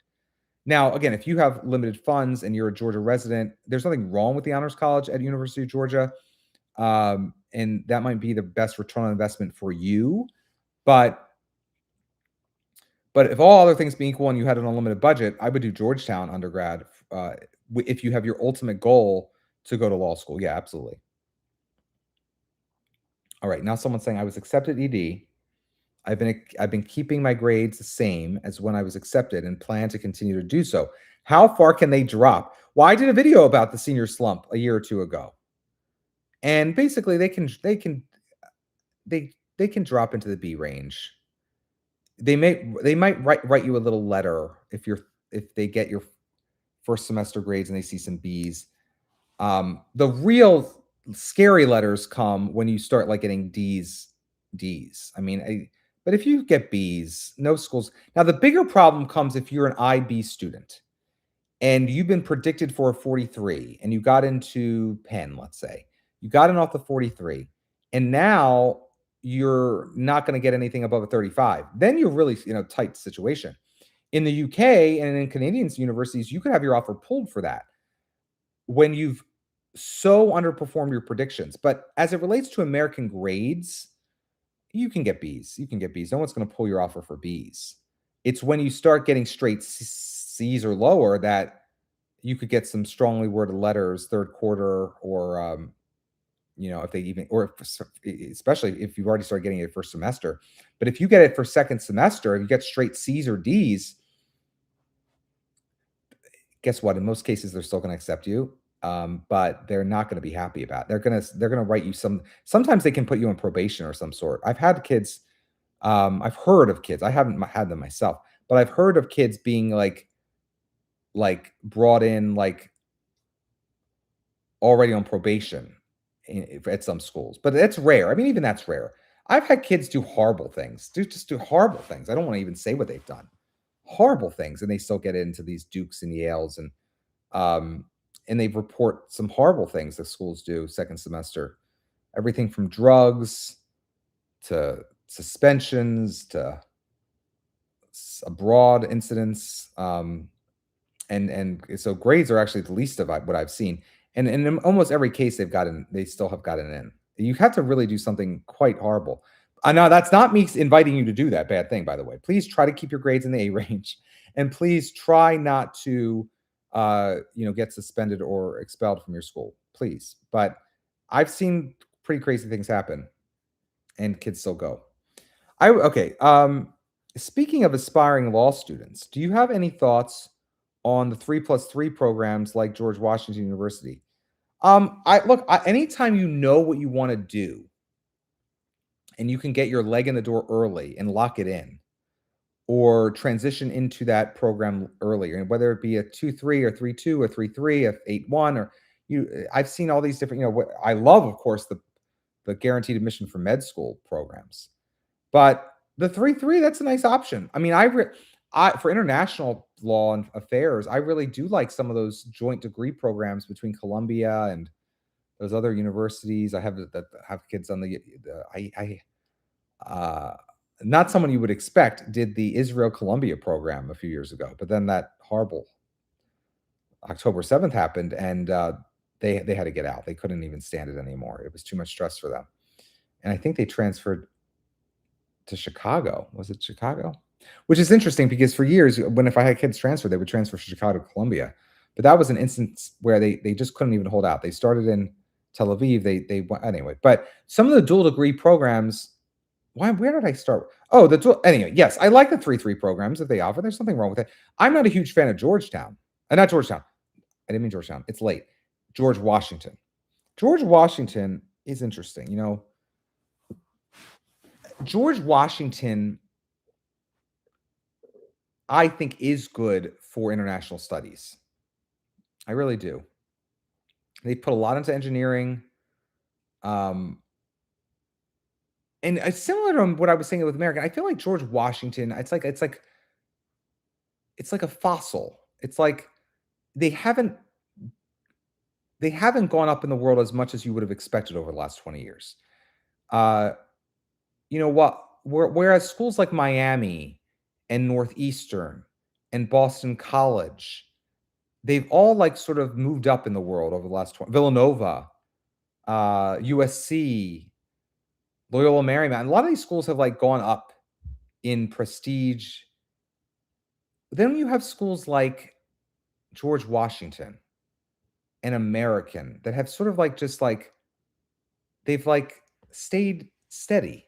They haven't gotten as good as you thought they would have based off of where they were 20 years ago, is I guess my point. You know, when 20 years ago, George Washington University, I was often mentioning it in concert with not American, with NYU and with BU. And look where BU and NYU are now, and look at where GW is now. I just think it's a shame. That's definitely true also with American. Like I would have expected American to again take more of the Northeastern approach, but it just hasn't happened. And I don't know why it hasn't. Again, I think partly is that, you know, like when you get rich or you get what's the word? Like when you get satisfied with where you are, you stop growing. And I think what happened with American and GW is I think the powers that be at those schools, you know, just were satisfied with where they were and they stopped striving and they stopped growing. They stopped pushing the boundaries. Whereas individuals in these other schools, they kept wanting to strive for higher goals with every passing year. But something stopped with GW and with American. It just didn't happen. Syracuse is also an interesting case. I mean, I know Syracuse is being pushed on a lot of independent school kids these days. But Syracuse, I would put in that category too. Like Syracuse 20 years ago was like, in my mind, at the same level as BU. I would recommend it in the same breath often as a BU, similar level of selectivity. That's not the case at all. I mean, BU has gone so much up. Northeastern has leapfrogged both over the last 20 years. How has that happened? Good marketing for Northeastern's part. I still like a lot of programs at Syracuse. Don't get me wrong. I really do. I think Syracuse still has some of the most innovative majors and pre-professionally niche majors. I really like Syracuse. But Syracuse is being pushed down the throats of too many independent school kids, for sure. I work with a lot of private school, independent school kids, and their little counselors at their private schools are like putting it out like like Syracuse, that's a big win for you. Like, yay. And a lot of kids are going to Syracuse. And don't get me wrong, it's like a fun school, but it's like still pretty easy to get into Syracuse relative to what it was 20 years ago. It's still like pretty easy to get into Syracuse. It was never extremely hard to get into Syracuse, but considering the trajectory Syracuse was on and the quality of their programs, I'm surprised that Syracuse is not more selective today than definitely at least BU, and it should be right up there with NYU in my mind.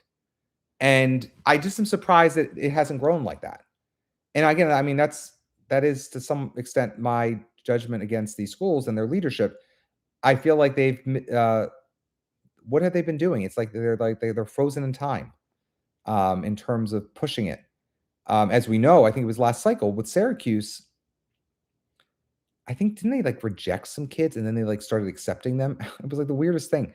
Did that or what happened? Oh no, they accepted them, gave them no money, and then in May they started giving them money, like begging them to come. You know something's gone awry in the admissions office when that happens.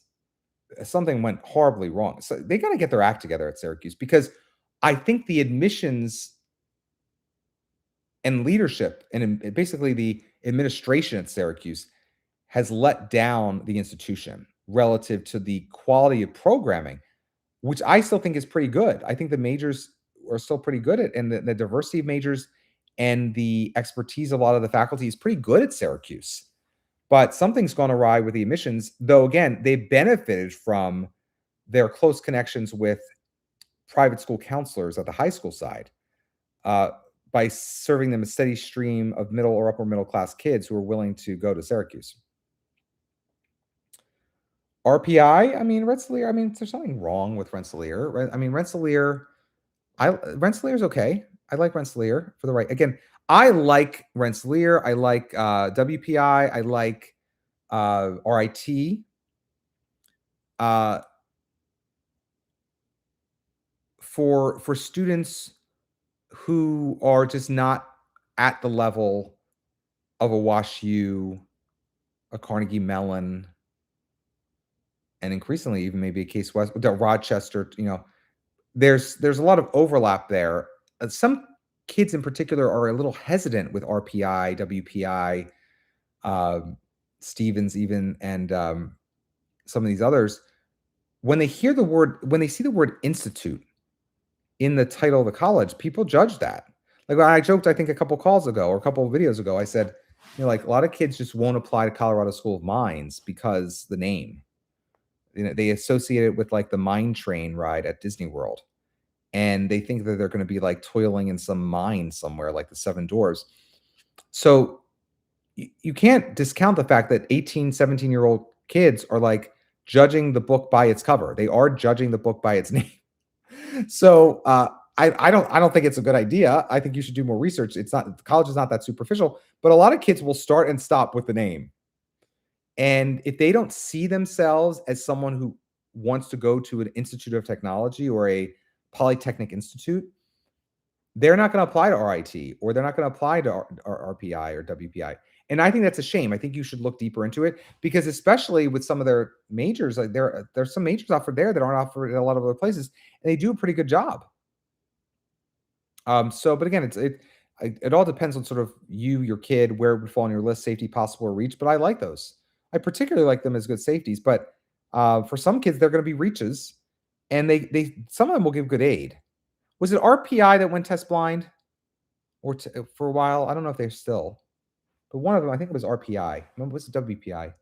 One of them went test free, I think, for a while. They may still be. And so you know me, I'm not a huge fan of that. But otherwise, I have nothing bad to say. How do you like Columbia's grad school for a 3-2?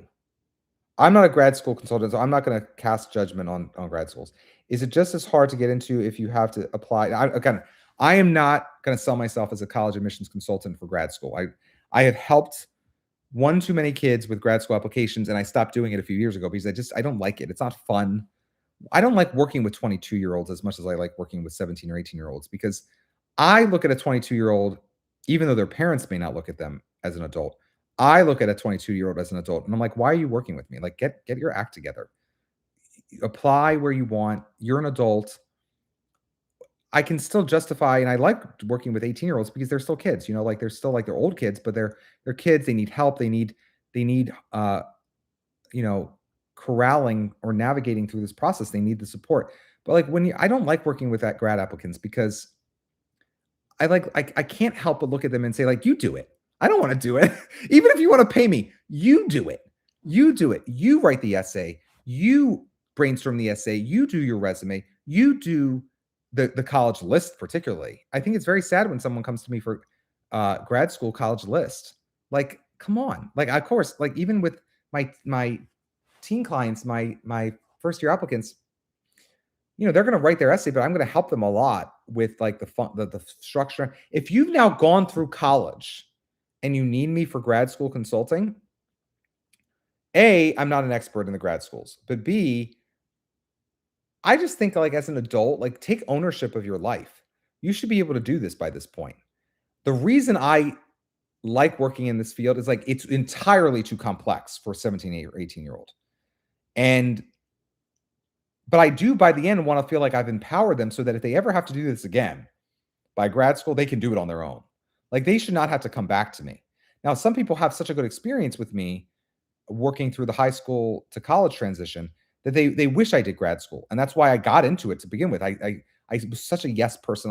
I wanted to please people. So like when I worked with someone in 2006 and then they wanted to come back to me in 2010 for nursing school or med school, I was like, oh, sure. It's lovely to see you again. But then I realized I hate doing it. I hate doing the application to med school, the application to law school, grad school.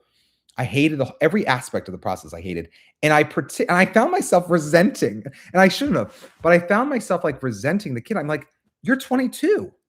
Why am I helping you? You just went to a great college. Learn to do it yourself. But there's no expectation that I should have on a 17-year-old that he or she should do this because it's so foreign to them. They've never applied to anything in most cases in their life. And it's such a ridiculous Byzantine process that I feel like I need to step in and help them. Like I feel bad for everyone. who's 17 or 18, whether they're 1600 on the SAT or 1100 on the SAT or anyone in between, or even 900 on the SAT. Of course, I really feel bad for like they need help navigating this process. This process is entirely too complex for all of those people, and it's all built toward the needs of the colleges and really the enrollment management team at these colleges. The fact that NYU and Pitt and all these schools can make these kids apply on the Common App and then have the nerve to require you to complete the freaking STARS self-reported transcript. As I said 2 calls ago, it is it test optional? I thought it went test blind. It is such a travesty. And as my dad used to say, it is a shanda that they would make you do the entire Common App and then make you self-report your grades, yet the whole transcript on that STARS. I'm angry. It's 12:01 a.m. where I am located. I have now gone an hour and 35 minutes. But if I've gone this long, I'm going to go on the STARS website and I'm just going to shame them. These are the colleges that currently require you or want you to do the STARS. I'm just going to go down in alphabetical order. This is going to be like the closing credits to this movie today. Baylor University, shame on you. Clemson University, shame on you. Duquesne, FAMU, also known as Florida A&M University, shame on. Imagine doing that to an FAMU applicant. They've just completed the application. Now they got to do the STARS. This is criminal what you're making kids do. Florida Polytechnic, all the Florida schools do. Florida State, criminal.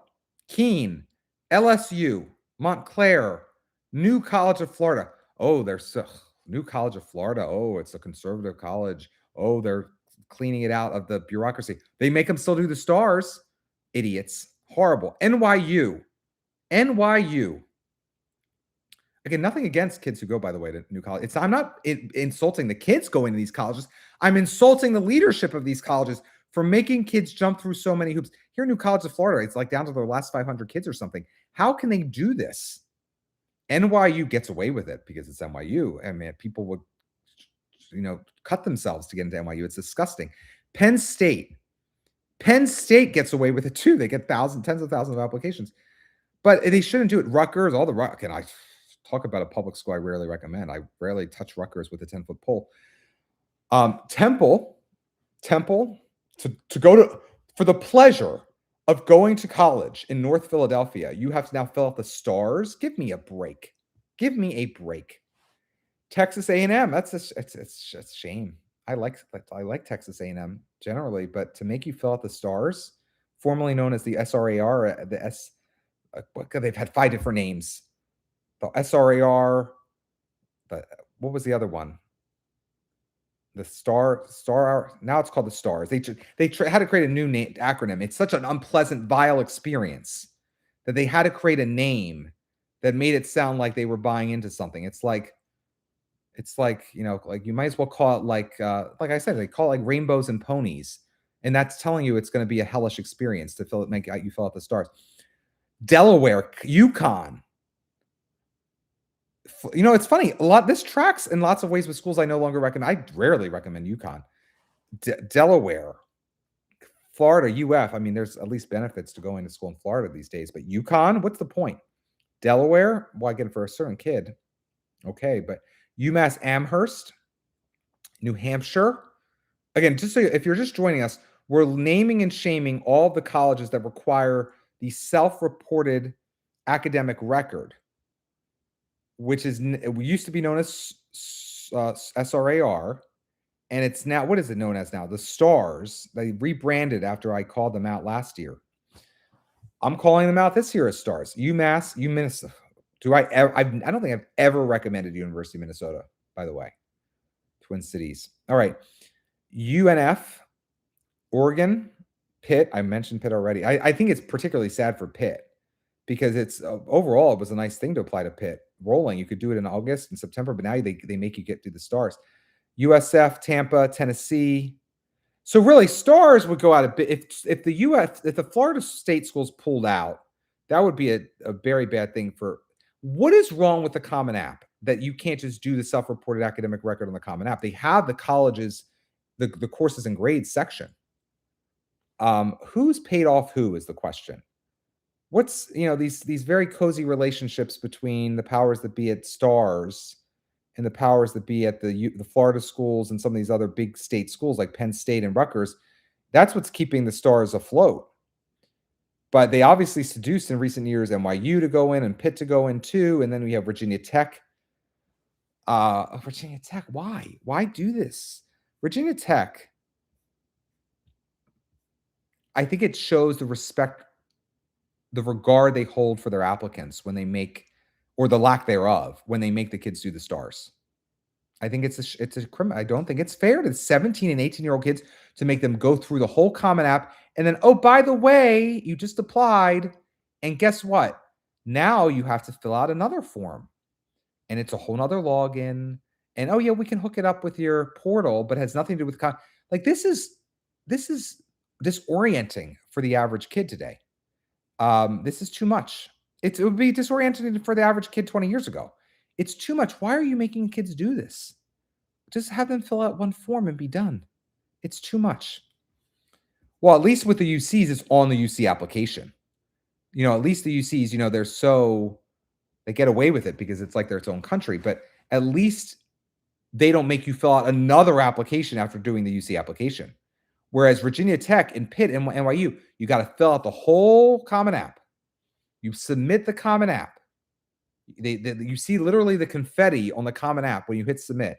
And then, oh, by the way, in 3 days, you're going to get to your portal access. And oh, by the way, now you have to do this Stars, self-reported academic record. What a crime.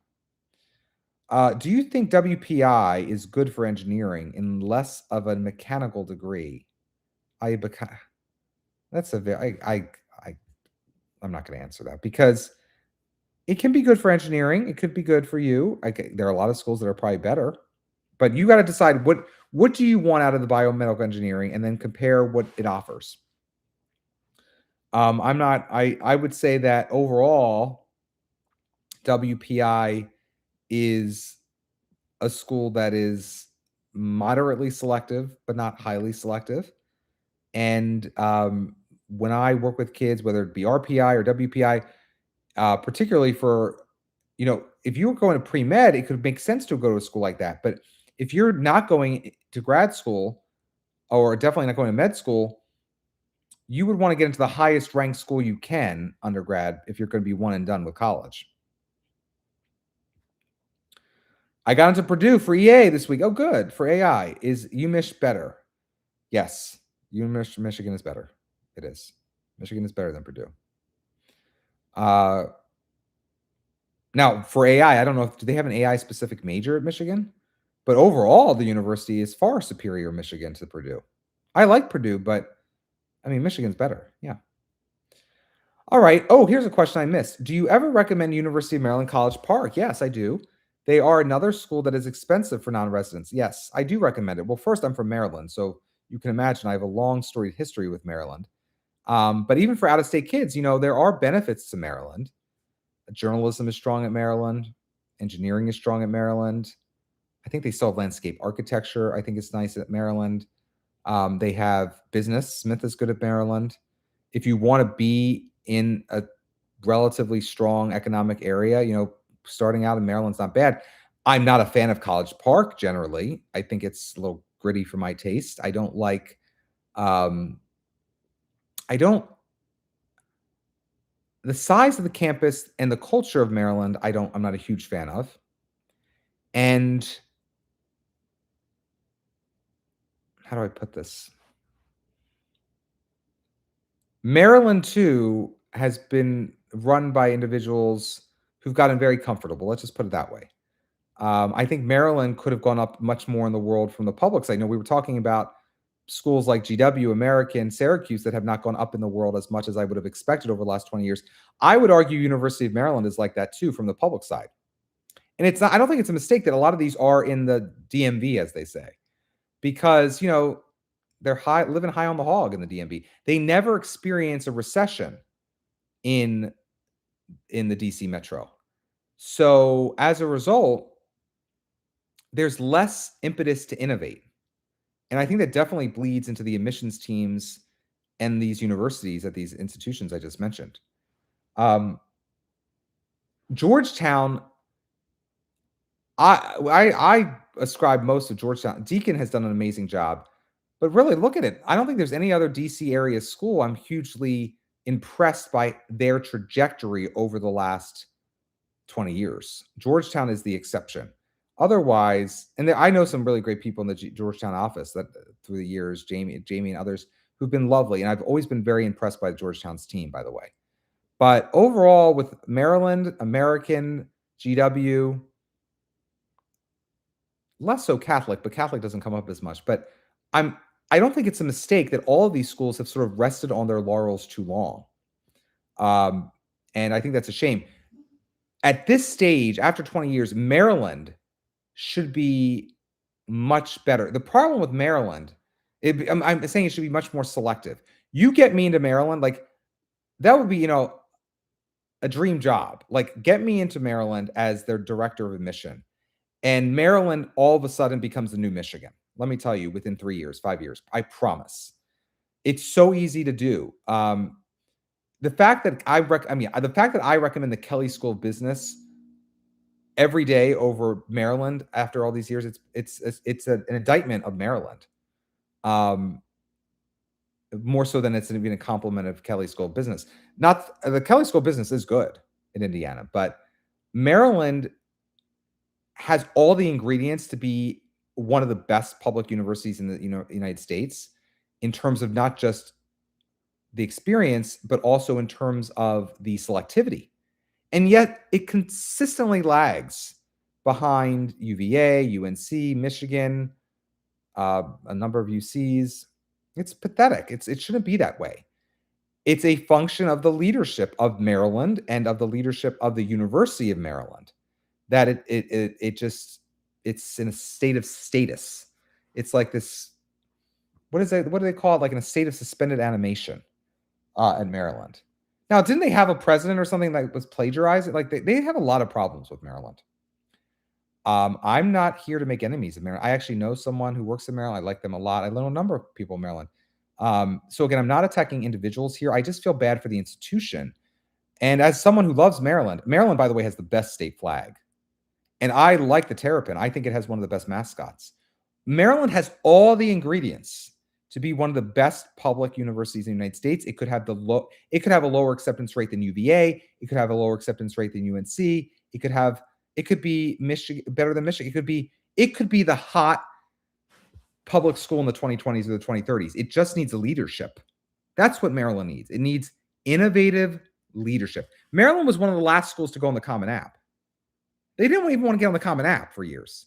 I think some Maryland legislators even at one point try to pass a bill to limit any Maryland college from going on the Common App. And interestingly, Towson University, which is a part of the university system of Maryland, went on the Common App the year that the Common App imploded. And that was one of the few instances in history that a college left the Common App. I think Towson is still no longer on the Common App after their 1-year experiment of being on the Common App. But, which by the way is stupid. Like they should go on the Common App, Towson, if they're not on the Common App.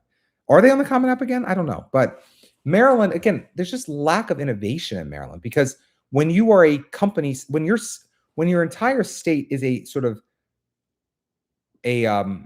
what's the word? A colony of the federal government, basically. What is the motivation to innovate? There's no motivation to innovate. Curious your thoughts on USC. I started the call about USC, so watch the first hour. All my son's school, 3 boys applying, computer science, tip-top rigor, grades, all deferred, 3 objectively mid, just okay girls, all in. Well, there you go. You never know. Well, it depends on what they applied to. Computer science is competitive. I had some success this week with USC, so I'm happy with USC this week. But USC always, they defer heavily, by the way. So everyone's getting deferred to USC. So I don't know. I mean, it does depend on the major at USC. What you get, how you get in. One more thing about Maryland. Maryland has pathetic writing on the supplement. The supplement is very verbose, asking lots of questions, but not as it relates to real writing. It's like these stupid short quick takes, and then that diversity question that is still like weird. I just, why can't Maryland have like one, like a why Michigan essay? They don't. I'll tell you why. They don't want to read it. They don't want to do the work. That's what they don't want to do. They don't want to do it. The handful of people have held University of Maryland back for 20 years. A generation has been lost at University of Maryland because they hold on to their jobs there like a federal employee, basically. There's not as much dynamism, let's just put it that way, in that office. Trust me. Sorry if you've already commented on this. My son got into Purdue computer science. What are your thoughts on Purdue computer? It's good. It's good. I've had kids go there for computer science. I think it's still relatively doable relative to other schools, but big publics that are highly selected, like a Michigan, and definitely Illinois. Even, I mean, Purdue computer science there is tough, but I think Purdue is still achievable in many ways. For many, it's still good. It's just not as selective. Not as many people are willing to go to Indiana as you may expect. Sorry, I just realized you were live. Yes, I'm live. This is live. This is really happening live. I'm doing this after midnight where I am. I went on in the 10 o'clock hour, I think, and I was like, let's just do this. And I said I wasn't going to go 2 hours, and here we are. I just kept rambling again, and here we are. It's an hour and 51 minutes in. By the way, let me give a plug. If you are interested in learning about whether or not you are or your student is a good fit for a selective college or university in the United States, you may want to go to amirontracktogetin.com. Are you on tracktogetin.com? Are you on track to get in? See, I'm not, you can tell I do not have the script, and it's after midnight. So it sounds like I'm drunk. I am not drunk. I'm tired. I'm tired. I gave myself to you guys for an hour and 51 minutes. So I'm not making sense. But as you know, areyouontracktogetin.com is where you want to go in order to learn more about whether or not you would be a good fit for a selective college or university in the United States. Go to areyouontracktogetin.com. And that's going to give you some good insight into whether or not you are on track to get in. areyouontracktogetin.com. I will also say that if you want to work with me one-on-one, and usually I'm not so tired because it's usually, I don't work with people usually after midnight, go to collegemeister.com. That is where you can learn more about me and how you can work with me one-on-one throughout the entire college admissions process. All right.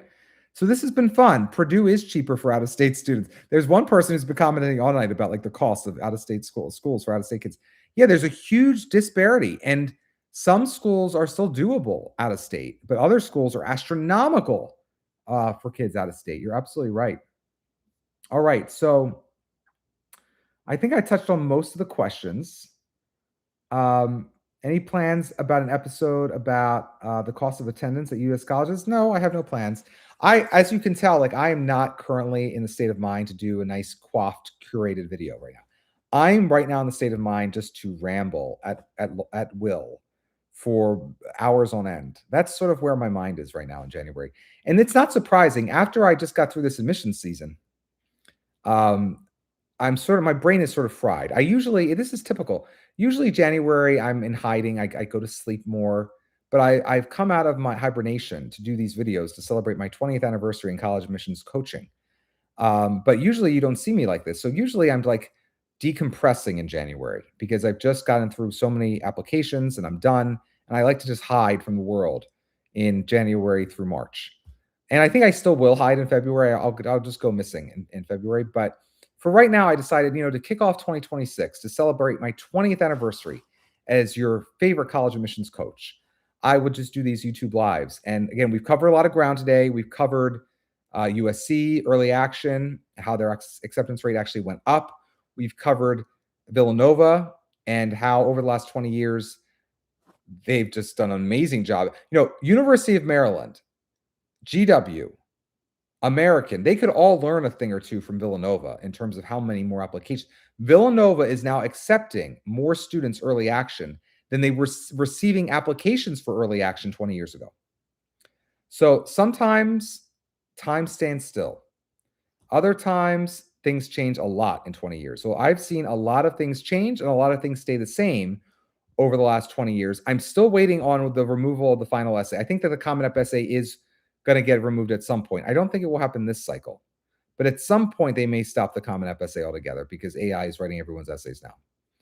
And I think that at a certain point, with AI reading and the ability to fire whole admissions teams, they're going to probably just do away with the essay. That's a prediction for some point. Whether or not that will happen, I don't know. I think it would be a travesty, a very sad thing for humanity that kids going to college can't write an essay, but I think that's coming because, like I said, it was the last call or was it the last video or the video before? The Ivies are becoming more like Goucher than Goucher is becoming like the Ivies. And as Goucher recommends a video on its supplement, so too probably will more colleges require or recommend a reel or a video as part of their application, as opposed to an essay. I think the written word is going the way of the dodo bird, and the spoken word is what's coming next. Now the problem is, will kids just have an AI generated image of themselves that they speak? That's the next thing. Are AI applicants in the future where the whole applicant is not even visible? Like they don't even have a picture of themselves online. It's just an avatar or an AI version of themselves. That could be coming. So at some point, my hope is that the colleges put their foot down and say, you know what? Yes, technology is advancing. Yes, computers can do a lot of what humanity used to do. But as an educational institution, we're going to put our foot down and we demand to see your test scores. We demand to see your actual writing ability. And we're not going to keep evolving with the times just because kids are no longer encouraged to write, or, you don't have to take the SAT. Doesn't mean we aren't going to require it. We want excellent students. We want them to be able to think in a time setting. We want them to be able to write. And I hope more schools put their stake in the ground and say, we're going to require the essay. We're going to still require and expect kids to write. And maybe even go so far as saying, we're going to actually require a timed essay, or we're going to, there's the technology that exists to do this, where, you have to write your own essay live, and you don't have to have it go through so many different iterations with your mom, your dad, your college admissions coach, have AI write it for you. Demand more of kids. Kids want to be excellent. Unfortunately, the way this process has evolved over the last 20 years is that it's like treated kids like they're these fragile little beings, and we have to expect as little of them as possible intellectually, but make them jump through as many administrative hoops as possible. It's like the worst of all worlds. It's like you can get into college and not submit your test scores that show your overall raw knowledge, but you have to do all this busy work for colleges on the applications. It's just the worst of all worlds. I wish like the powers that be in education could just get together in higher education and reform this college admissions process in a manner that was student-centered, but also allowing the colleges to really assess the intellect and the true contributions of the applicants. But we've gotten so far from that, and it's so sad. And that's why I exist, in the sense that I try to help families navigate this morass and this Byzantine process that is so crazy. In no other country does the college admissions process resemble the madness of the American college admissions process. And it's not just craziness at the Ivies, as we know, it's highly selective. But as I talked about tonight with the stars, it's like, why do this to someone? Like, do you hate kids, the people who run this admissions process? Yes, you must hate them to make them fill out the application and then do the stars. You have hate in your heart for teenagers if you're making them do this. I think it's a shame. It's a shame. Do the Ivy alum interviews matter at all? I don't think anymore. What they did at Penn is a disgrace. They used to actually matter a lot. They were evaluative interviews. And in the course of 2 years, 3 years, it turned from an evaluative interview to an informal conversation. An alum, I think they called them, conversations, and then they could just cut it all together. They canceled it all together. It's horrible what they did. It's like what they did to what did they do to what was that show? They moved the show. Nip Tuck. Nip Tuck was a really good show, but they moved it out of Miami, then moved it to LA, and then it was gone in a year. It's like when they have to change the whole format, it's like it's over. And that fast, it was over. Like the interview became The interview became a conversation, and the conversation ended. And partly it was because the really good old interviewers died. And then the other interviewers didn't want to do it anymore because they realized they didn't have the power that they used to have. And that was Whitney Sully's goal all along, is to disempower the alumni. She wanted all the power. And she didn't want alumni to have any role in it. So when the old alumni no longer felt they had any say any longer, and it was just a conversation, they were like, I'm out. And then the young alumni, who knows if they were even impressive enough to conduct an interview. So they probably aren't even capable of it at Penn. So the whole thing collapsed. Now, as it relates to the other schools, no, Penn does not do interviews anymore. No, does not. As it relates to the other Ivies, some of them still do interviews. But at none of the schools would I say you should consider that interview make or break. It's like a nice opportunity. If you get an opportunity to interview. Try hard to do your best in the interview, but don't stress. I mean, again, the interviews were always the most important at Penn. And some of these, but they all have, WashU, it's so sad what they did with the interviews too. They got rid of the interviews at WashU.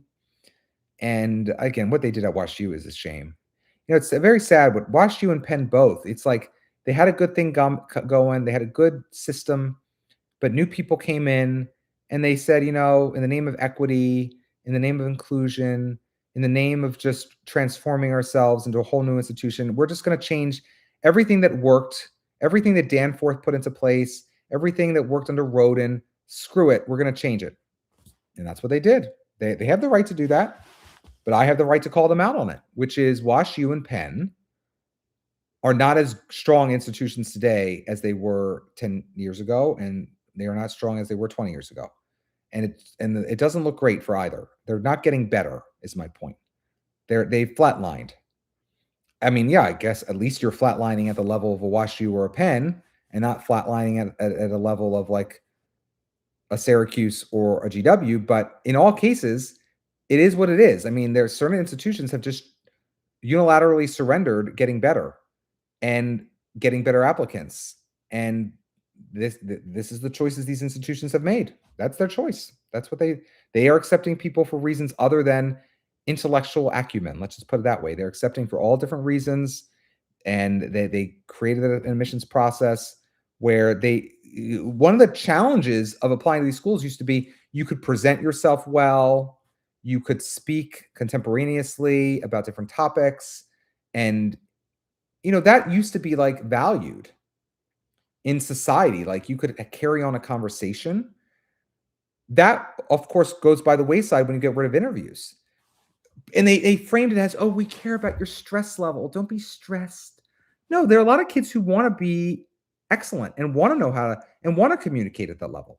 And it was a good stress. But the people in the admissions offices, because probably their own personal histories and for political reasons combined, were like, oh, this would stress me out. So let's just get rid of it. It's also less work. We'll have more power. It will be also something we can say we're doing in the name of equity. And so for all these reasons, they just they like self-immolated their admissions process at both WashU and Penn. For no discernibly positive, what has been the discernible positive outcome? I would throw that out to the admissions teams at Penn and WashU. What has been the positive outcome to your institution? Other than maybe holding on to a demographic composition of your entering grade classes that is close to what you're okay with. But if you divorce yourself from needing a certain demographic composition of your first year classes, nothing positive has come. Whether you're white, black, gay, straight, rich, poor, I would argue at both of those institutions, the quality of the student going to Penn and WashU today is not as high as it was 10, 15 years ago in the old regime. And I think that's a shame for the institutions and for the good. There are some amazing students still going to these schools, don't get me wrong, but there are too many students going to these schools that are less impressive than they should be. And it's because of the way in which the admissions process has changed intentionally at these schools to allow a certain cohort of kids in that are frankly just less impressive. And don't misunderstand me. When I went to Penn, there were impressive students of all colors, all religions, all demographics.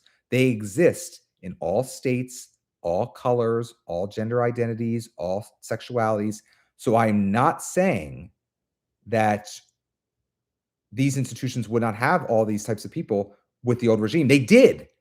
But the powers that be believe they would have more of certain demographics if they changed the admissions office or the admission standards the way they did. They did it. And they may have literally more numbers of certain demographics, but the actual people are not as impressive of all demographics. And by the way, this also protected unimpressive children of alumni most of all. So please understand, this was done not just to protect or not just to bolster certain demographic groups. It was all that are typically considered underrepresented. It was also done for the highly unimpressive Jewish, white, you name it, third generation student of someone who was impressive or whose grandparent was impressive and who can't get into Penn any other way than through the alumni connection and through test optional during that time. Now, at least Penn has gone back to test required. But the test optional movement in particular benefited unimpressive kids or grandkids of alumni, most of all, more so than any inner city black kid. It helped the white, unimpressive child of alumni. Now, at least I give it to Penn for going back to test required. They, again, I don't congratulate Penn often on this channel, but I will say at least Penn went back to test required. Princeton is now going back to test required. The Columbia, we live in the twilight zone. As I say, Miami is test required. Columbia is still a test optional. Go figure. So there you go. But again, I want to make very clear, I actually know, since I have worked with students in Brazil, in Europe, in Africa, in America, I've worked with all types. I know there are such impressive students of all demographics. I actually have a high opinion of humans. I don't look at different populations or races in any way negatively. I believe that you can get amazing students of all races, all religions, all states, all countries in these Ivy League schools. You do not have to lower your admission standards. What you have to do is you have to attract greater numbers of all demographics to have a diverse group. But what their mentality was, and the shortcut was, we just have to look more accepting and inclusive, and we have to actually just lower our standards. And that's how we're going to become more diverse. And that, my friend, is the soft bigotry of low expectations. And that's sad. That's sad that they pulled that. It watered down the quality of the Ivy League degree, and it was unnecessary to do because there are many, many impressive people of all different backgrounds. You just have to entice them to apply. And then you have to, at a school like WashU, they could package them in very particular ways with scholarships, et cetera, and get them to sign on the dotted line. Now, at Penn and the Ivies, they can't do it as much because it's all need-based. It's more need-based aid there. But even with that, with the Quest Bridge, of course, is a way around that. And that's part of the reason they're doing it. But Quest Bridge is also, I got into that the first video of the year. I'm not going to do that again. You can watch that video. You can watch the other one. All right, so I've ranted enough. Again, yet another rant. And I'm happy you love it. Most people, their eyes are rolling back in their head at this point. But I'm happy some people enjoy the rants. And it looks like a few people have held on to the call. Do the Ivy alumni interviews matter at all? Again, I've answered that one. I'm not going to say it again. He mentioned that the last time he prefers U.S. News and World Report. Yes, I like that ranking list. I don't love any rankings, but it's better than most. Yes, the soft is that to George W. If I'm quoting George W. Bush, I apologize because I'm not very fond of George W. Bush overall. But if he was the one who said the soft bigotry of low expectations, then I do at least like that quote. That is correct.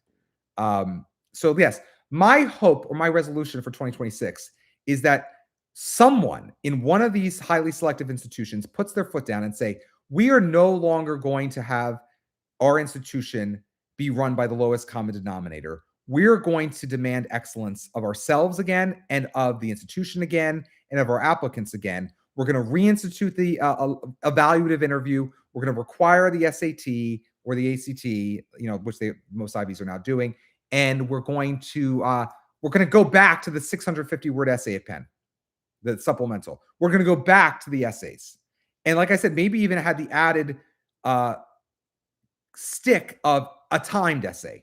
Put me out. I'd be happy to be put out of editing essays. I'd be happy to be put out of pasture.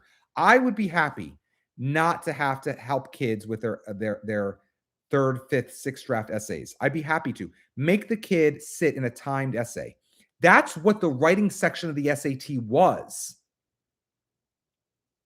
when it was starting to be required. Remember during the years that the SAT had the 2400 score?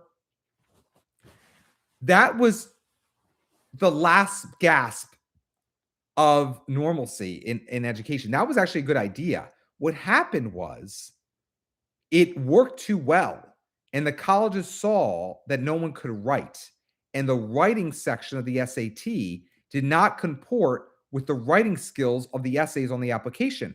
The essays on the application were written by someone else, like the mom, the dad, the counselor, something else, and then the writing on the SAT was not good. And so what was the consensus, but no one said it, was that the colleges, it was like, don't ask, don't tell. Remember the Army in the US with Clinton?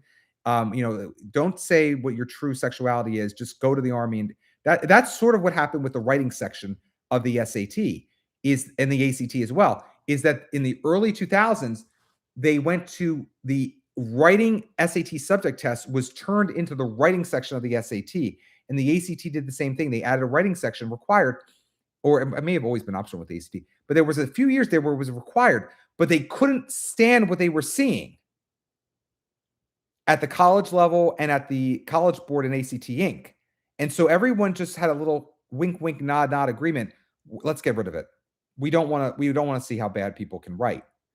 And we don't want to know that their essays are being written on the applications are written by someone else. So they just sort of like ghosted the whole thing. They pretended it didn't happen. And I promise you, in 10 years, and definitely in like 40 years when I'm dead, 50 years, when I'm not, hopefully I'm not dead in 10 years, but whenever I'm gone and my whole generation's gone, it will not be written down anywhere that there was a writing section of the SAT. They're going to like ghost it. They're not going to say it ever happened because they don't want to know that they conspired against humanity and the writing. The educators themselves killed that essay. It killed it. And that essay was good. That writing section was good. It was a amazing window into the actual quality of English and writing instruction in the United States. And no one could bear to face it. And they killed it. They killed it. And that, my friend, that is worse than even the test optional movement, because that happened years before. And they actually never would have gotten away with the test optional movement had they not pulled that switcheroo when they got rid of the writing section of the SAT and the ACT. They had to do that first because that was a prerequisite to the madness of the teens of the 21st century. They had to get rid of it because it was showing the reality of students' performance in ways that made so many people uncomfortable. So many power centers were made uncomfortable by that writing section of the SAT. They had to get rid of it. Anyway, I'll leave you with that tonight. One last question. Have you heard of the UCs occasionally informing select few as early as January or February? I guess I have. I've also heard occasionally they'll even do recommendation requests at some UCs. Trust but verify, as they say. So yeah, sometimes they'll send like something of equivalent to like a likely letter. I don't get into the psychology behind that or why they do it or if they can going to continue to do it. But yes, that has happened in the past, but it's relatively rare. So I would not assume you're going to hear anything from the UCs until March. But if it happens to you, congratulations, good luck. But there you go. So I did what I said I wasn't going to do. I went 2 hours. I hope you enjoyed it.